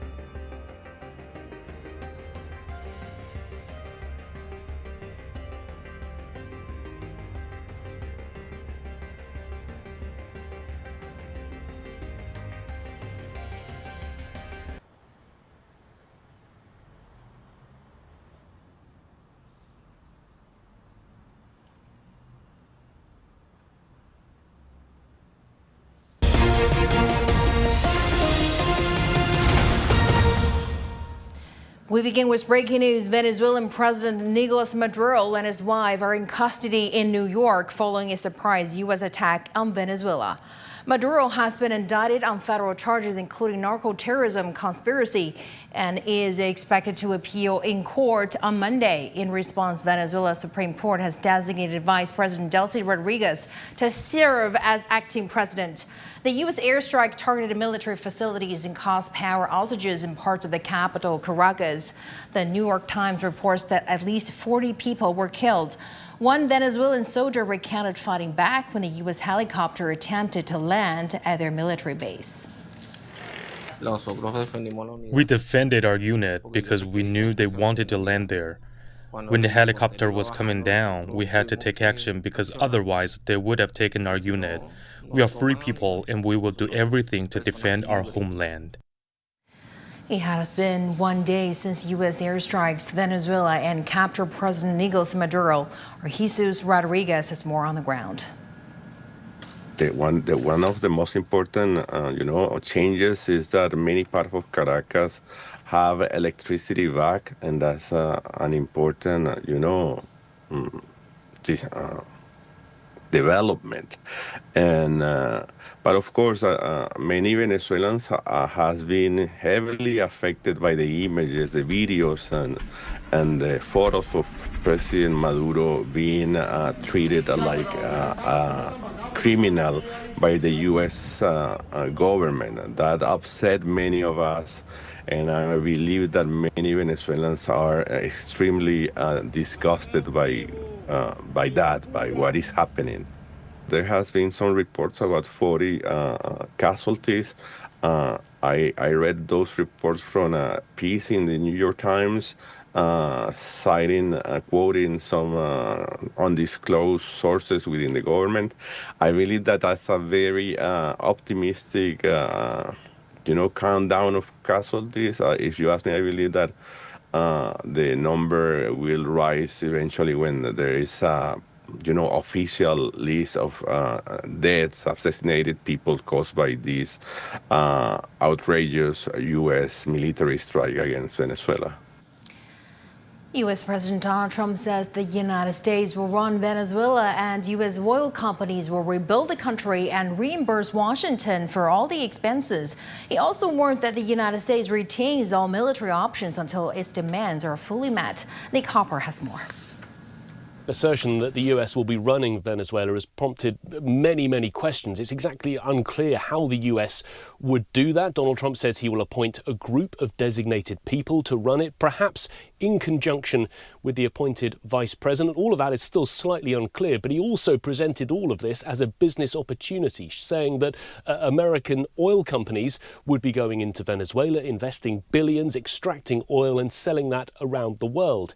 And he said the bottom line was the US was ready to carry out a second, much larger strike if the US demands were not met. And he said the US Navy would remain positioned off the Venezuelan coast, ready to act if necessary. In terms of the domestic and international criticism, well, look, we've certainly seen plenty of that from Democrat lawmakers, some Republican lawmakers within Donald Trump's own party, and many countries around the world condemning this, saying that it is a violation of international law, a violation of the UN Charter. We know that the UN Security Council will hold an emergency session early on Monday, but really the US is brushing off this criticism. They're looking past it. They're trying to justify this not so much as the removal of a head of state, but rather the execution of an arrest warrant. That arrest warrant against Nicolas Maduro, first filed in a US court back in March 2020 during Donald Trump's first term. Of course, now new charges placed against the Venezuelan president, and he remains in a Brooklyn jail awaiting a court appearance that might happen as early as Monday. New York Mayor Zohran Mamdani has criticized the U.S. military operation, calling it an act of war and violation of federal and international laws. Meanwhile, hundreds of people have also taken to the streets of New York to protest against the move. Out here because the kidnapping of Maduro and the bombing and U.S. takeover of Venezuela is illegitimate. I'm totally horrified that the United States has committed a coup, that we're violating international rights. First, we started bombing boats and killing people, and we brought in ships, and we just went in and took a president out. We have no right to do that. Nobody has a right to do that. Tens of thousands of people rallied in Havana, the capital city of Cuba, on Saturday, denouncing U.S. actions and expressing support for Venezuela's sovereignty. Outside the U.S. Embassy in Mexico City, protesters condemned the operation, waving signs and voicing concerns over potential U.S. intervention in Mexico and beyond. People gathered near the U.S. Embassy in Buenos Aires, Argentina, to condemn the U.S. airstrikes. And in Paris, protesters loudly objected to what they call U.S. interference and the kidnapping of Venezuela's president. Well, actually, tensions between the United States and Venezuela have already built up for months prior to Saturday's surprise attack. Wang Hao has more. The United States doubled its reward for the capture of Venezuelan President Nicolas Maduro to $50 million on August 7, 2025, accusing him of involvement in drug trafficking. Caracas rejected the accusation as politically motivated. Less than 2 weeks later, U.S. media reported the deployment of an amphibious fleet in Caribbean waters near Venezuela, ostensibly to combat Latin American drug cartels. On September 2nd, President Trump announced that U.S. forces had attacked what he called a drug smuggling vessel departing from Venezuela, killing 11 people. On November 29th, Trump declared Venezuela's airspace and surrounding areas a no-fly zone.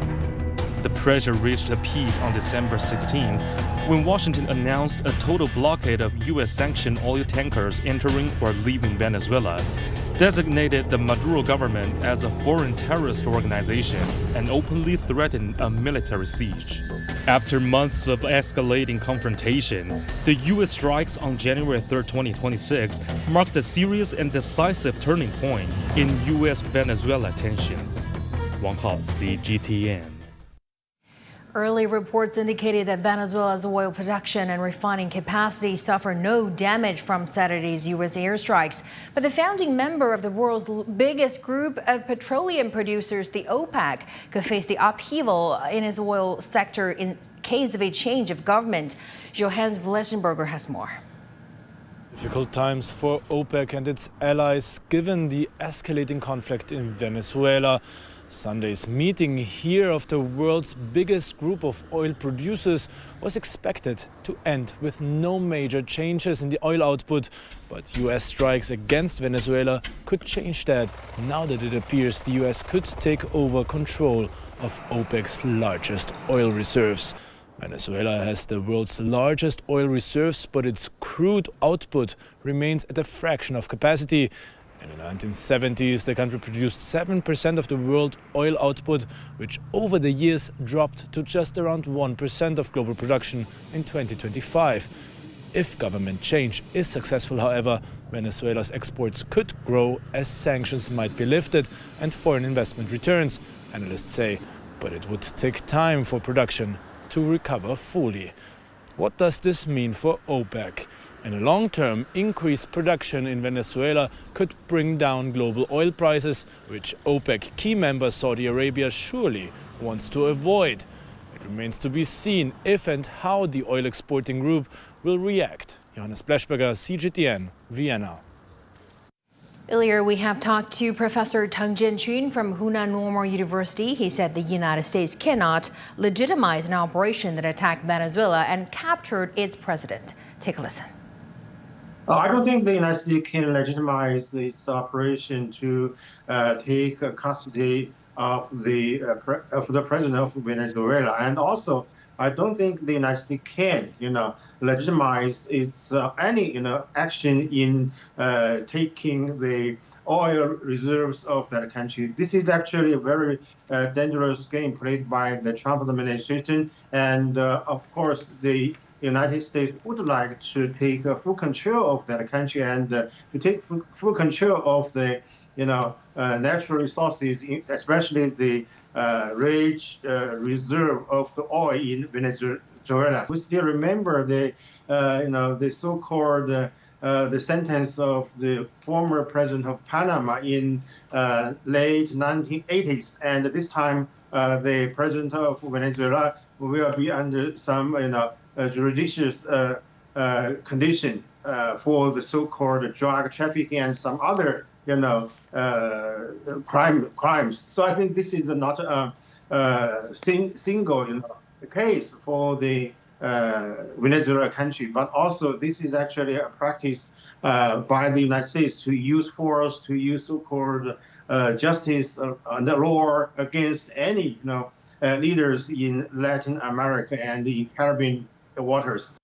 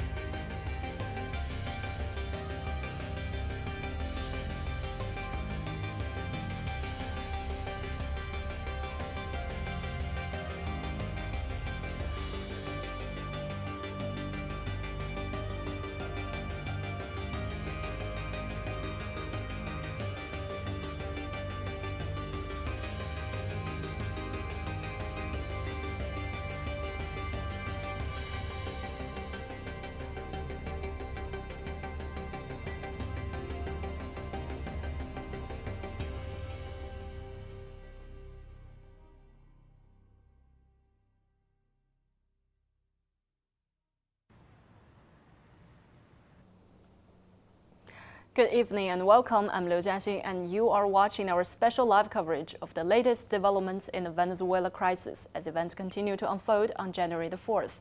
Over the past few hours, the situation has moved from military operation to deep political uncertainty. Airstrikes on Venezuelan military facilities confirmed the damage to an airport and bases, the detention of President Nicolas Maduro in the United States, and the Venezuelan Supreme Court's decision to appoint Vice President Rodriguez as acting president have all intensified concerns about legality, stability, and the future of the country.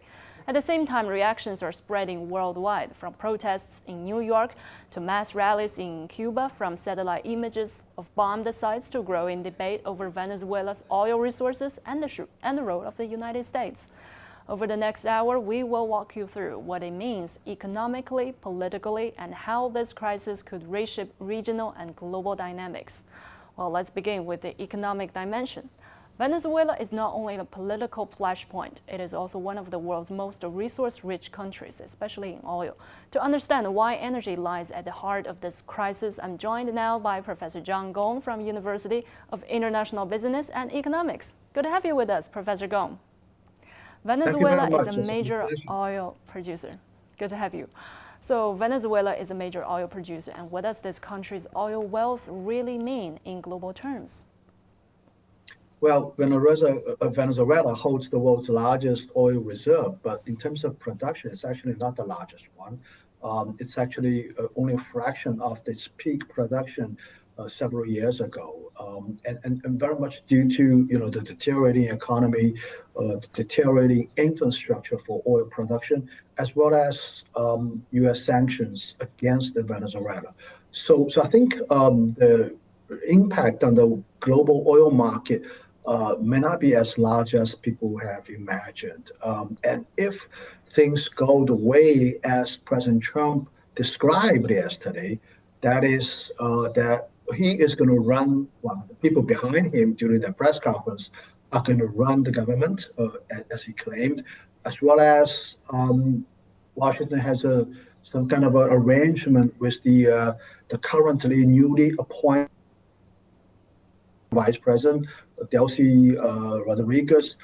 If all of these things go as planned, and the production of oil is going to be ramping up, if that's the case, the oil price is going to go the opposite direction. As a matter of fact, very simple economics: if more supply, the price will go down. Keep in mind, currently the oil price is already fairly low, below $60 per barrel. So with potentially more production coming from Venezuela, probably the price of oil will continue to slide a little bit. But that's a big if, of course, a big assumption. The restoration of the infrastructure for oil production in Venezuela takes a lot of money, quite a bit of a time. So probably we're talking about more of a midterm to long term. Nevertheless, my worst nightmare, my worst concern is that it's not going to go as President Trump envisioned. It's going to be chaos. It's going to be political turmoil. The economy continues to deteriorate. That's also quite a realistic scenario, to be honest. And if that's the case, I think the Venezuela economy is going to be further in bad shape, and people in Venezuela are going to suffer even more. And this military operation, let's just call it a special military operation, to put it that way, is going to wreak havoc on the Venezuela economy. It's going to be it's a disastrous outcome. It's going to wait for us if things are not folding in the elections. Since you've mentioned Trump, that Trump has publicly discussed the U.S. involvement in Venezuela's oil industry. And here's his remarks on Saturday. He said he would allow U.S. oil companies to enter Venezuela to fix infrastructure and, quote, start making money for the country. U.S. oil company making money for Venezuela, is that what he meant? What are the economic implications and ethical considerations of this? Well, there are a couple of issues here. One is that his version of the event, his explanation for the justifications, one of the justifications for essentially going to that country, to abduct a sitting president, it does not hold much water in my view. He's talking about essentially the event that took many years ago during the previous president of Venezuela's reign, who has already passed away, President Chaval, at the time essentially nationalized the oil-producing industry. That means some of the assets of American companies at the time operating in Venezuela essentially were nationalized. But nevertheless, it was nationalized with some compensation. I'm not sure about the whole compensation, but with some compensation. I've read something like $1 billion for each company operating there. So essentially, President Trump is using an event, at least a decade ago, to justify an invasion today, which in my view has nothing to do with this current president, President Maduro. That's the first thing. The second thing is that American companies are still allowed to operate in Venezuela, even during President Maduro's term. And they actually were given a pretty, in my view, preferential treatment. Chevron is the company that's still currently operating in Venezuela, producing about 20% of the entire oil production in Venezuela, which accounts for 1/5 of the market. I haven't read anything that Chevron has been complaining about treatment in Venezuela over the years. As a matter of fact, the Venezuelan government has been very careful about treating this particular American company fairly well. The third thing I want to say is that the idea that oil companies from America go into Venezuela and pump out more oil is not that simple scenario, for a couple of reasons. First of all, the infrastructure for producing the amount of oil President Trump was talking about takes a huge amount of investment. It takes a lot of time, at least years away from totally restoring to a full capacity level. And on top of this, there's a issue about incentive. With that much oil going into the international market, the oil prices, I'm pretty sure, will come down. And what's the incentive for such a massive investment in infrastructure? These are all questions that needs to be answered. And it's not that obvious to me that the answer is resounding yes. So I think the justification for this invasion is totally unjustified. Unwarranted. Second, the big picture that have been printing on the big pie in the sky that's been painted by President Trump, I'm not even sure it's holding water at all. So a lot of uncertainties, and at the end of the day, I think this is a total invasion that is in total violation of international rules and laws. It's a violation of the United Nations charters. Mm-hmm. And some would consider uncertainties as risks. What are the risks of resource nationalism or backlash if U.S. companies gain extensive influence in Venezuela's energy sectors? Well, I think the biggest risk that I have in mind, I've just talked about, that's the political risk here. A risk of total chaos, a risk of total turmoil, a risk of political gridlock in Venezuela that Washington just left behind, and there's no interest of restoring to normalcy here. I think this is indeed a realistic scenario that has to be counted in. Currently, there are two sides of this. One is that the political leadership in Caracas will be in line with what Washington has in mind. And this relationship between the two countries can be moving in a direction that is conducive to restoration of life and economic normalcy in Venezuela, whether that's going to happen. And the second, whether that kind of a political leadership will ever arise that will take the country to a political stability in the first place. I'm not even sure about that. I think the worst scenario is that it's going to be another Iraq, with years and years of violence, instability, and also economic, terrible performance lying ahead. This is something that's a terrible, terrible thing for the country of Venezuela as well as the people in Venezuela. Mm-hmm. And then how might existing U.S. sanctions on Venezuela's oil exports and financial systems evolve following this intervention? And what economic impact would that have on Venezuela's ability to engage in international trade? Well, at this point, all these sanctions are still in place. Washington hasn't announced anything that will take off these sanctions. Nevertheless, it's quite interesting to hear what President Trump said yesterday during the press conference. He mentioned, this conversation between Secretary of State Marco Rubio and Delcy Rodriguez, who at the time was the vice president, now is the interim president.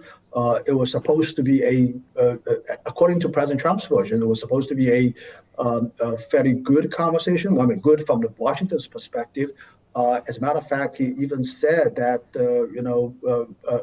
President Rodriguez saying Washington can do whatever it wants, essentially. I mean, that's something that President Trump mentioned. But nevertheless, today, she came out to say that there's only one president in Venezuela. That is the person being held in New York City right now. And he's demanding the release of her former boss. The relationship between her administration and Washington remains to be still to be observed. Whether it's going to be on good terms with Washington, we don't know yet. And also, it's very clear that these few men on a podium yesterday during the press conference also was speaking in a very threatening terms, saying that essentially a second wave of invasion can easily happen if the political leadership in Caracas is not moving in the direction that Washington desires, and that's going to be further chaos and further tragedy for Venezuela. And so I would imagine that President Rodriguez is dancing, on a trope right now. At one hand, he's trying to stabilize the situation in her country. On the other hand, she doesn't want to further antagonize Washington, so as to essentially de facto inviting another invasion, which is going to be horrible. So we have to see, her political wisdom to weather through this quagmire and try to bring her country back peacefully. Mm-hmm. Thank you, Professor Gong, for your insights. Clearly, beyond being an economic asset, oil is deeply tied to power, leverage, and sovereignty. And with a lot of uncertainties lying ahead, please stay with us later, and we want to hear more insights from you. See you, Professor. Thank you. Me too. Well, beyond economics, this crisis raises fundamental political questions about intervention, power, and legitimacy. So while we await for another professor on this political side, now let's take a look at what's happening on the ground in Venezuela.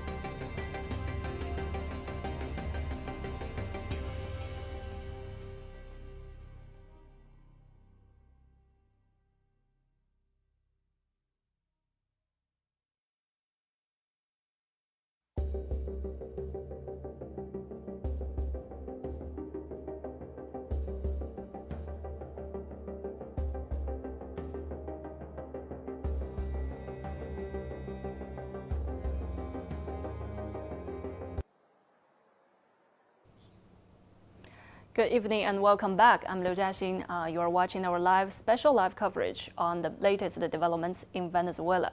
Well, beyond economics, this crisis raises fundamental political questions about intervention, power, and legitimacy. Joining us now is Victor Gao, Vice President of the Center for China and Globalization. Good evening, Mr. Gao. Does Trump's claim that the U.S. will run Venezuela and potentially rebuild its oil infrastructure suggest motives beyond anti-narcotics objectives, such as control over strategic resources?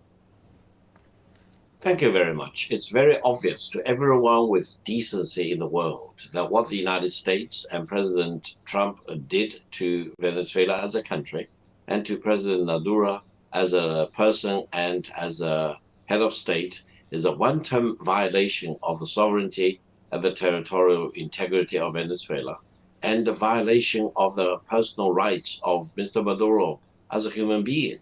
What the United States did to Mr. Maduro, the president, was nothing short of a hijacking of a head of state. And it is a one-time violation of international norms, the United Nations Charter, and it is really an act of aggression and an act of war.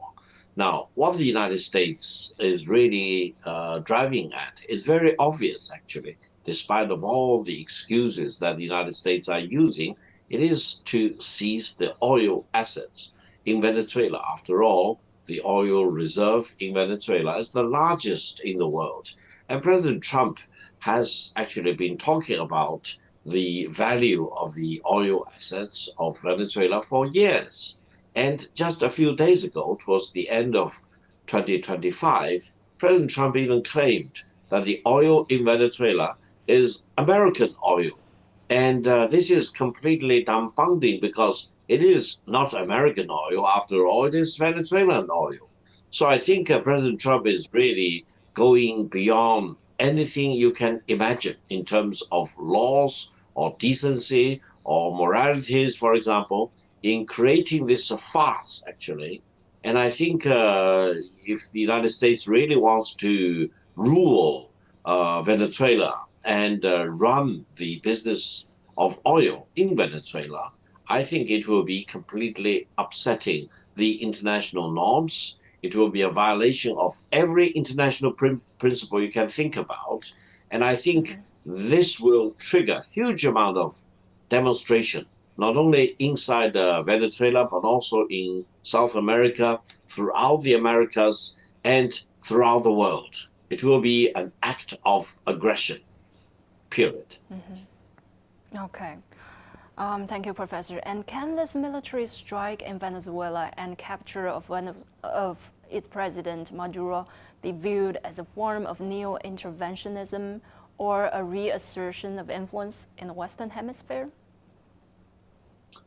No, the United States under President Trump, especially as revealed by the new national security strategy towards the end of 2025, seemed to indicate that the United States wants to retrench into what it redefined as the Western Hemisphere. Now, this is really not starting very well, if it is a strategy at all, because the first major act of foreign policy in 2026 was this very blatant act of aggression. So if what President Trump called the Donald Trump doctrine to replace the Monroe Doctrine is really what President Trump is going to pursue in the coming 3 years, it bodes very badly for American countries, both in the North, in the Central, as well as in the South, as well as in the Caribbean. For example, President Trump has been talking about turning Canada into the 51st state of the United States since he became president on January the 20th, 2025. And this has really caused indignation among the Canadians. They don't want to become 51st state of the United States. And coupled with this blatant act against Venezuela and the hijacking, it's not capturing, it's hijacking of President Maduro, it is even worse. It really reveals the true nature of the Trump administration as an aggressor, plundering the assets of other countries, trying to plunder the land of other countries, the oil reserves of other countries, And this is really just the opposite of what the United States has claimed for decades, to call itself a beacon on the top of the mountain. Now, I think what we witness is a free fall from the so-called the top of the mountain into the abyss of the rule of the jungles. The rule of jungles. Sure, well, what might be the long-term repercussions for the perception of U.S. leadership globally, particularly among non-aligned and emerging states, from your perspective? I would say history will mark the year 2025 as a watershed moment in history, and history will mark the year 2026 as the beginning of the end of the Pax Americana, because President Trump and his government fully revealed the true nature of the United States as a government. It is not really putting values on top of anything else. It is not pursuing democracy or human rights. It is a blatant act of plundering other countries' assets, or even plundering the land of the other countries. For example, plundering Greenland, plundering Canada, plundering Venezuela, capturing or even hijacking the head of state of a sovereign country. So I think the repercussions will be long-term, and it will be more and more felt in the course of this year, as well as in the coming years, or even in the coming couple of decades, until it leads to the complete demise of what is called Pax Americana. So we are talking about an epoch change moment, started with this blatant act of aggression against Venezuela and the hijacking of a head of state of a country, and in this case, President Maduro of Venezuela. Well, Professor Gao, could this operation destabilize neighboring countries, potentially triggering refugee flows or border crisis? Of course, I think the Peruvian president said the right thing. If this can happen to Venezuela, it can happen to any other country. If this can happen to President Maduro, it can happen to any other head of state or head of the government, not only in the Americas, but anywhere else in the world. So we are talking about a moment of truth. What the United States is doing is going back to the rule of the jungle.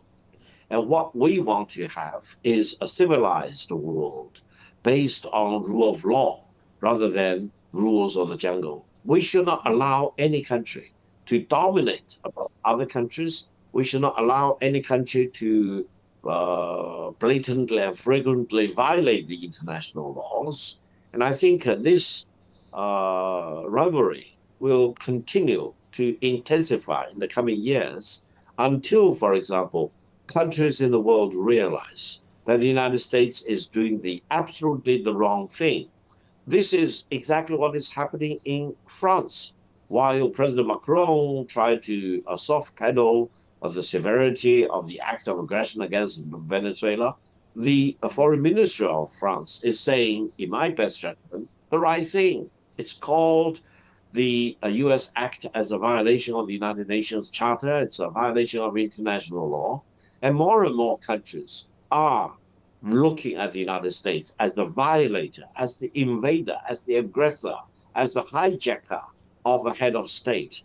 And I think I'm delighted to see that the European Union, a close ally of the United States, is using its own independence of mind to look at the true nature of this blatant act of violation and aggression and invasion and hijacking.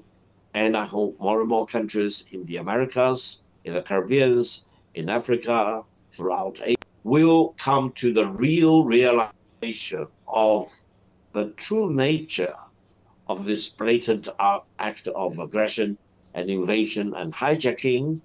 And unless the United States really changes its tone and comes back to its sanity and refrain from such wanton acts of aggression and plundering other countries' wealth and assets, we will face global consequences that may last for years, if not decades to come.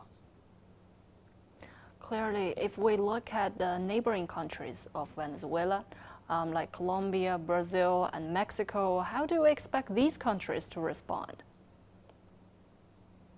Well, it's delighting to see that major countries in South America, especially Brazil and Colombia, for example, they are taking a very firm oppositions against such acts of the United States vis-a-vis Venezuela and President Maduro. Cuba has been calling for condemnation and quite a few others. I would not be surprised if more and more countries will do the same. And the League of the American Nations will eventually join in and pitching.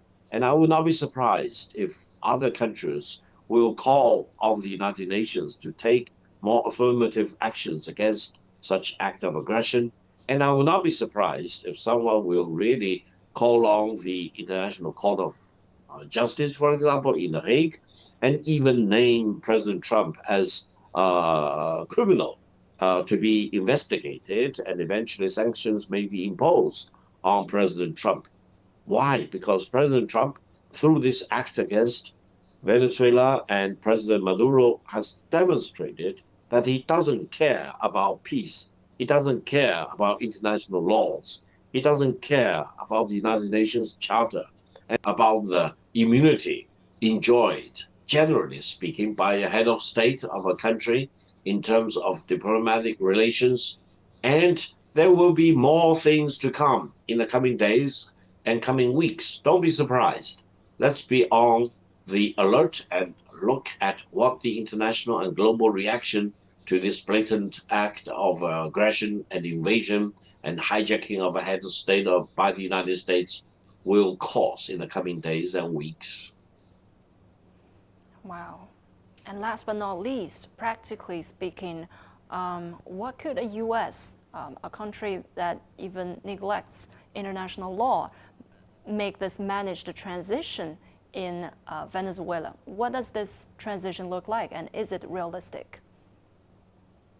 Well, we should be fully prepared that what the United States will do is to cause a regime change in Venezuela, including, for example, a color revolution, destabilizing of the domestic relations situation first, by all means, and then a puppet may be installed as the head of state to act on behalf of the United States with an aim of seizing the oil assets, not for the people of Venezuela, but for the benefit of the United States. Now, what exactly for the benefit of the United States, whether it will be for some major oil companies, for example, or some personal friends of the US president to be involved, eventually it will be a complete ripoff of the wealth of the Venezuelan people. And if the United States will be allowed to take advantage and plunder the oil reserve of a country like Venezuela, then such aggression, such acts of aggression can happen anywhere else. Don't be surprised. For example, the US invasion and aggression of Venezuela will be taken as a precedent for other oil-rich countries, gas-rich countries, like Saudi Arabia, for example, or UAE, or Qatar, for example. They probably will not have any any sanity for any sound sleep at night if, for example, such one-time acts of aggression are not to be condemned or not to be stopped. So the ripple effect, if I use that word, all the global consequences will be long-lasting. That gives me firm conviction that this year will be judged by history as the beginning of the end of Pax Americana. Thank you, Professor and Mr. Gao. As we heard, this crisis is not only about one country or a few of leaders. It sits at the intersection of military force, resource competition, political legitimacy, and international law. We'll continue to follow developments closely, verify new information as it emerges, and bring you expert analysis throughout this broadcast. Thank you so much, Mr. Gao. Have a good night. Thank you very much. Good night. Thank you. Thank you. Bye-bye. Bye-bye. So for now, as we await for another professor's insights, let's just shift to the a real-time footage of what's happening on the ground in Venezuela.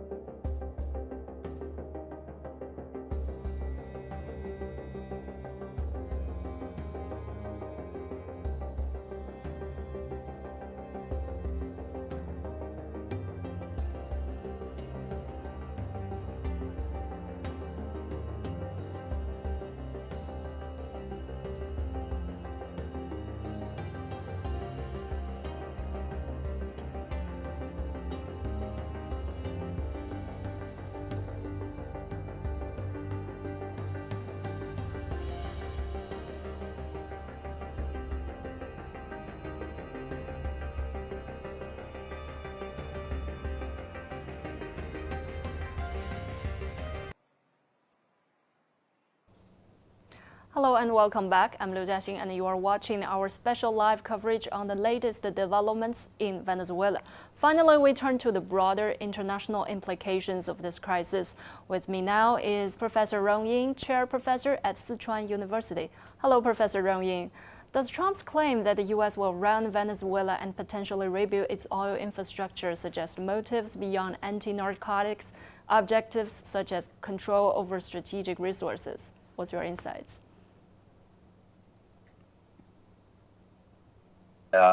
So-called the narcotic, the drug, so the trafficking issue is just a kind of a pretext. It's the real sort of motive behind this the aggression, the military operations to capture President Maduro is oil. As we all know that Venezuela has the largest proven oil reserve in the world, taking up over 18% of the world total. This is an equivalent of the Saudi Arabia plus United States. And I think President Trump has never tried to pretend that it has not.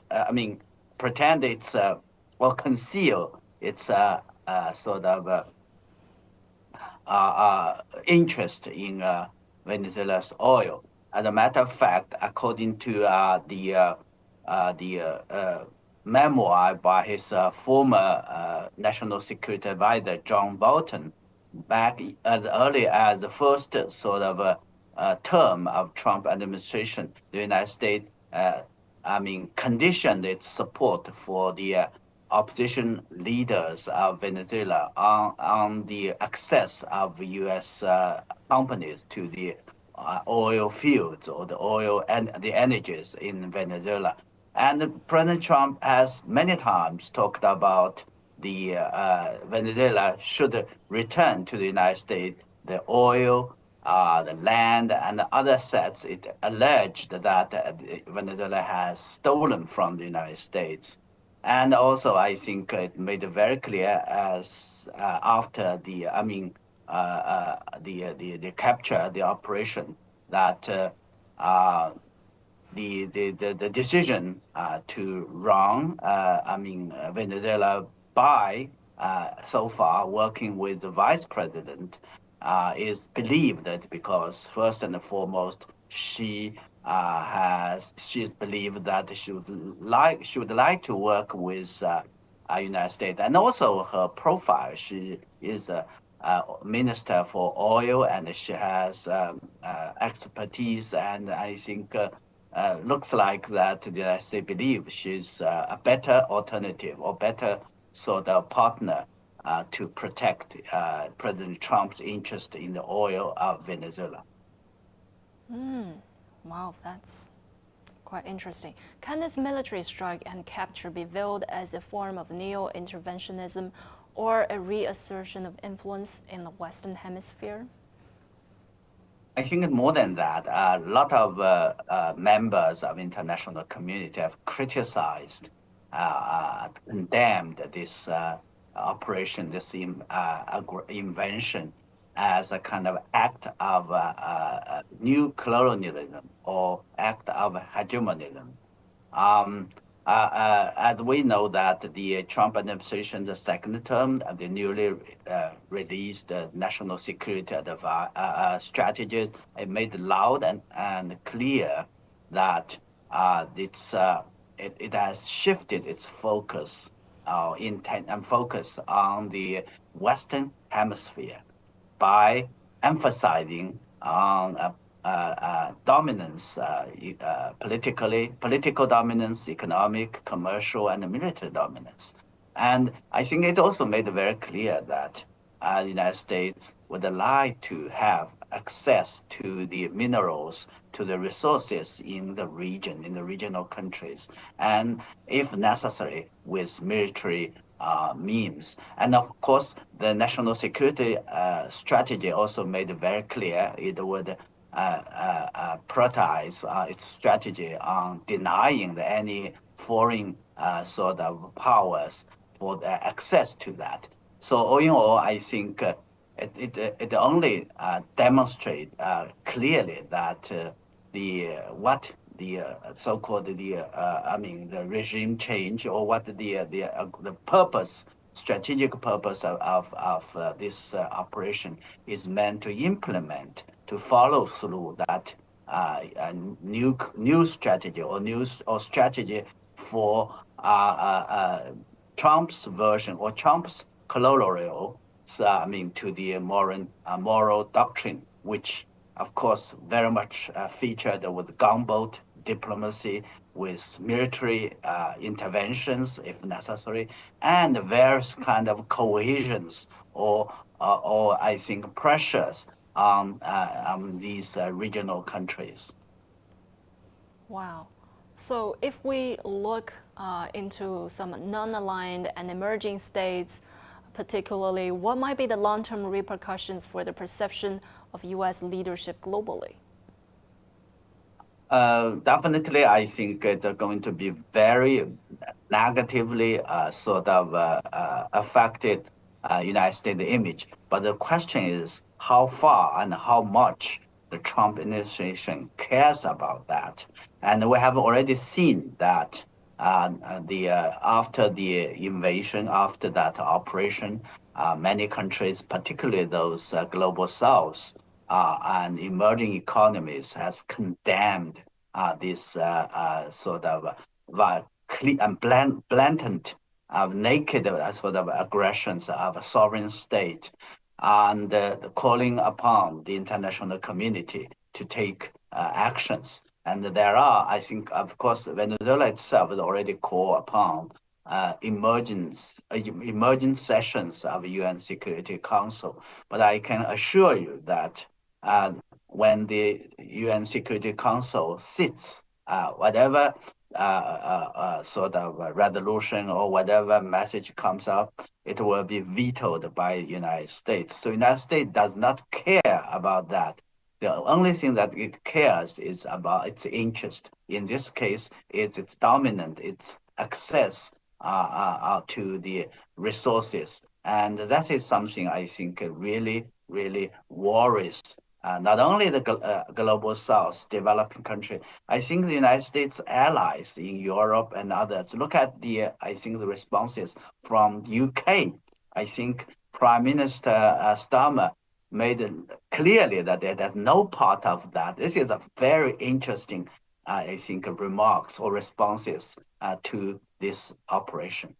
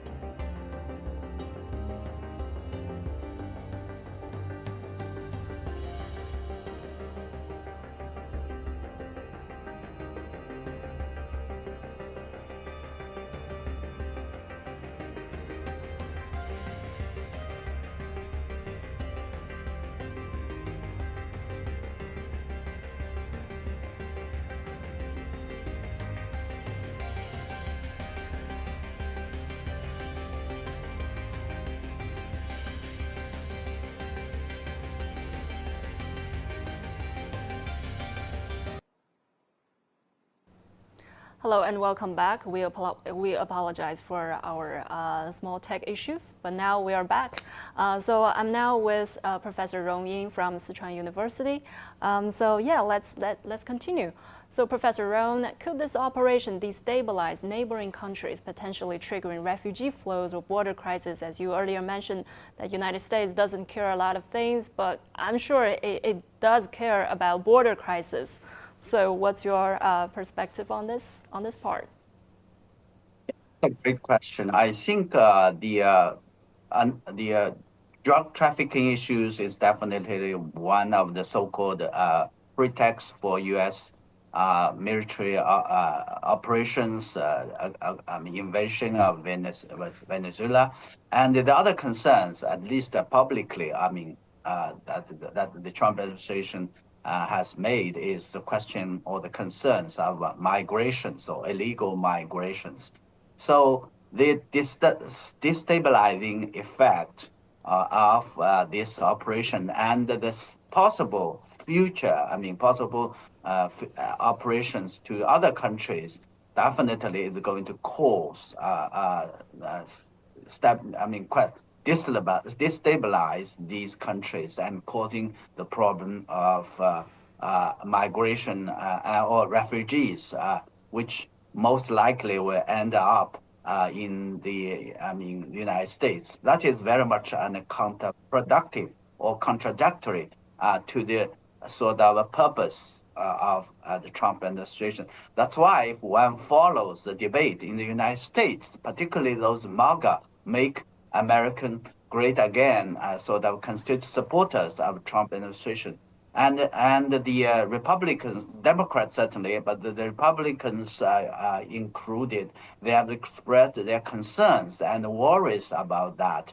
And that's why many questions are asked. What would be the next step, the so-called day after scenario of Trump's, and as we have learned from the press conference by President Trump, it seems that he does not, or at least he has not indicated that he has a clear and right answer to that.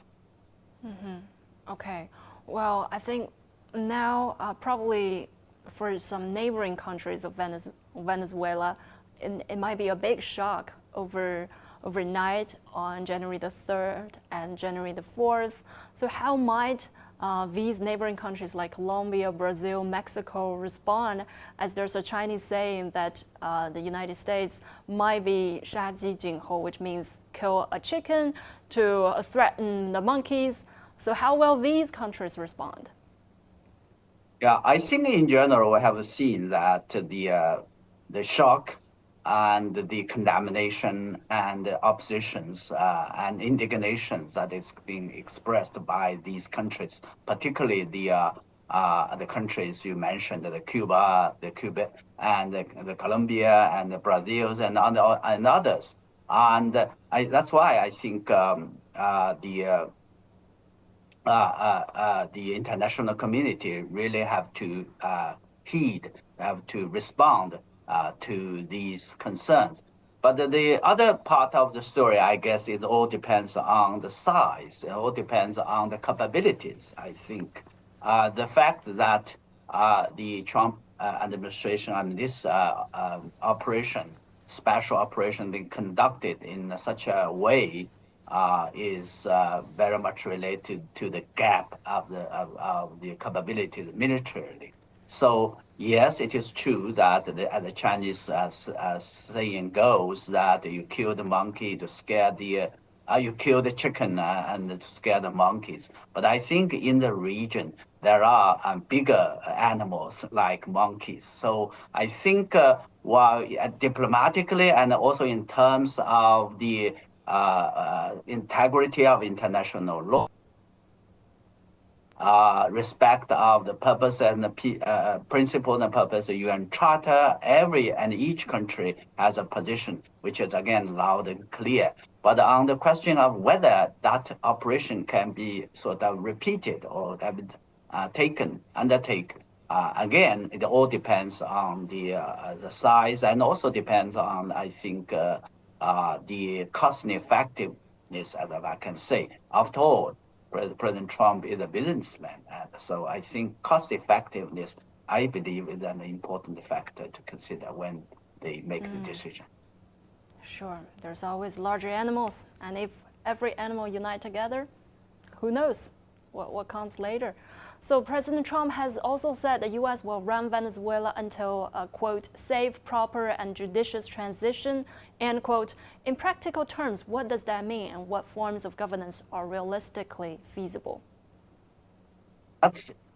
exactly the reason why the international community, while condemning and opposing these operations, the invasion of Venezuela, and in the meantime expressed concerns and worries about what would happen.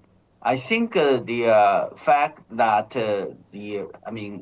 Trump made clear that it would wrong Venezuela on the one hand, demonstrate a kind of hegemonic, colonialist sort of mindset. In other words, whatever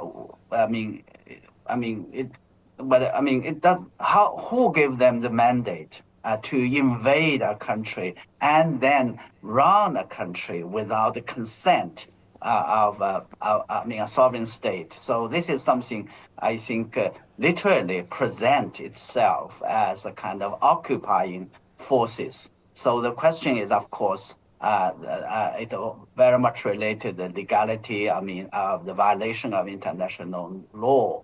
But the other thing is that, of course, it related to the sort of the fallout of this kind of operation. And so far, it seems that it is the Trump administration is plans to work with the whatever institutions or whatever government that Venezuela Venezuela has, what the country has.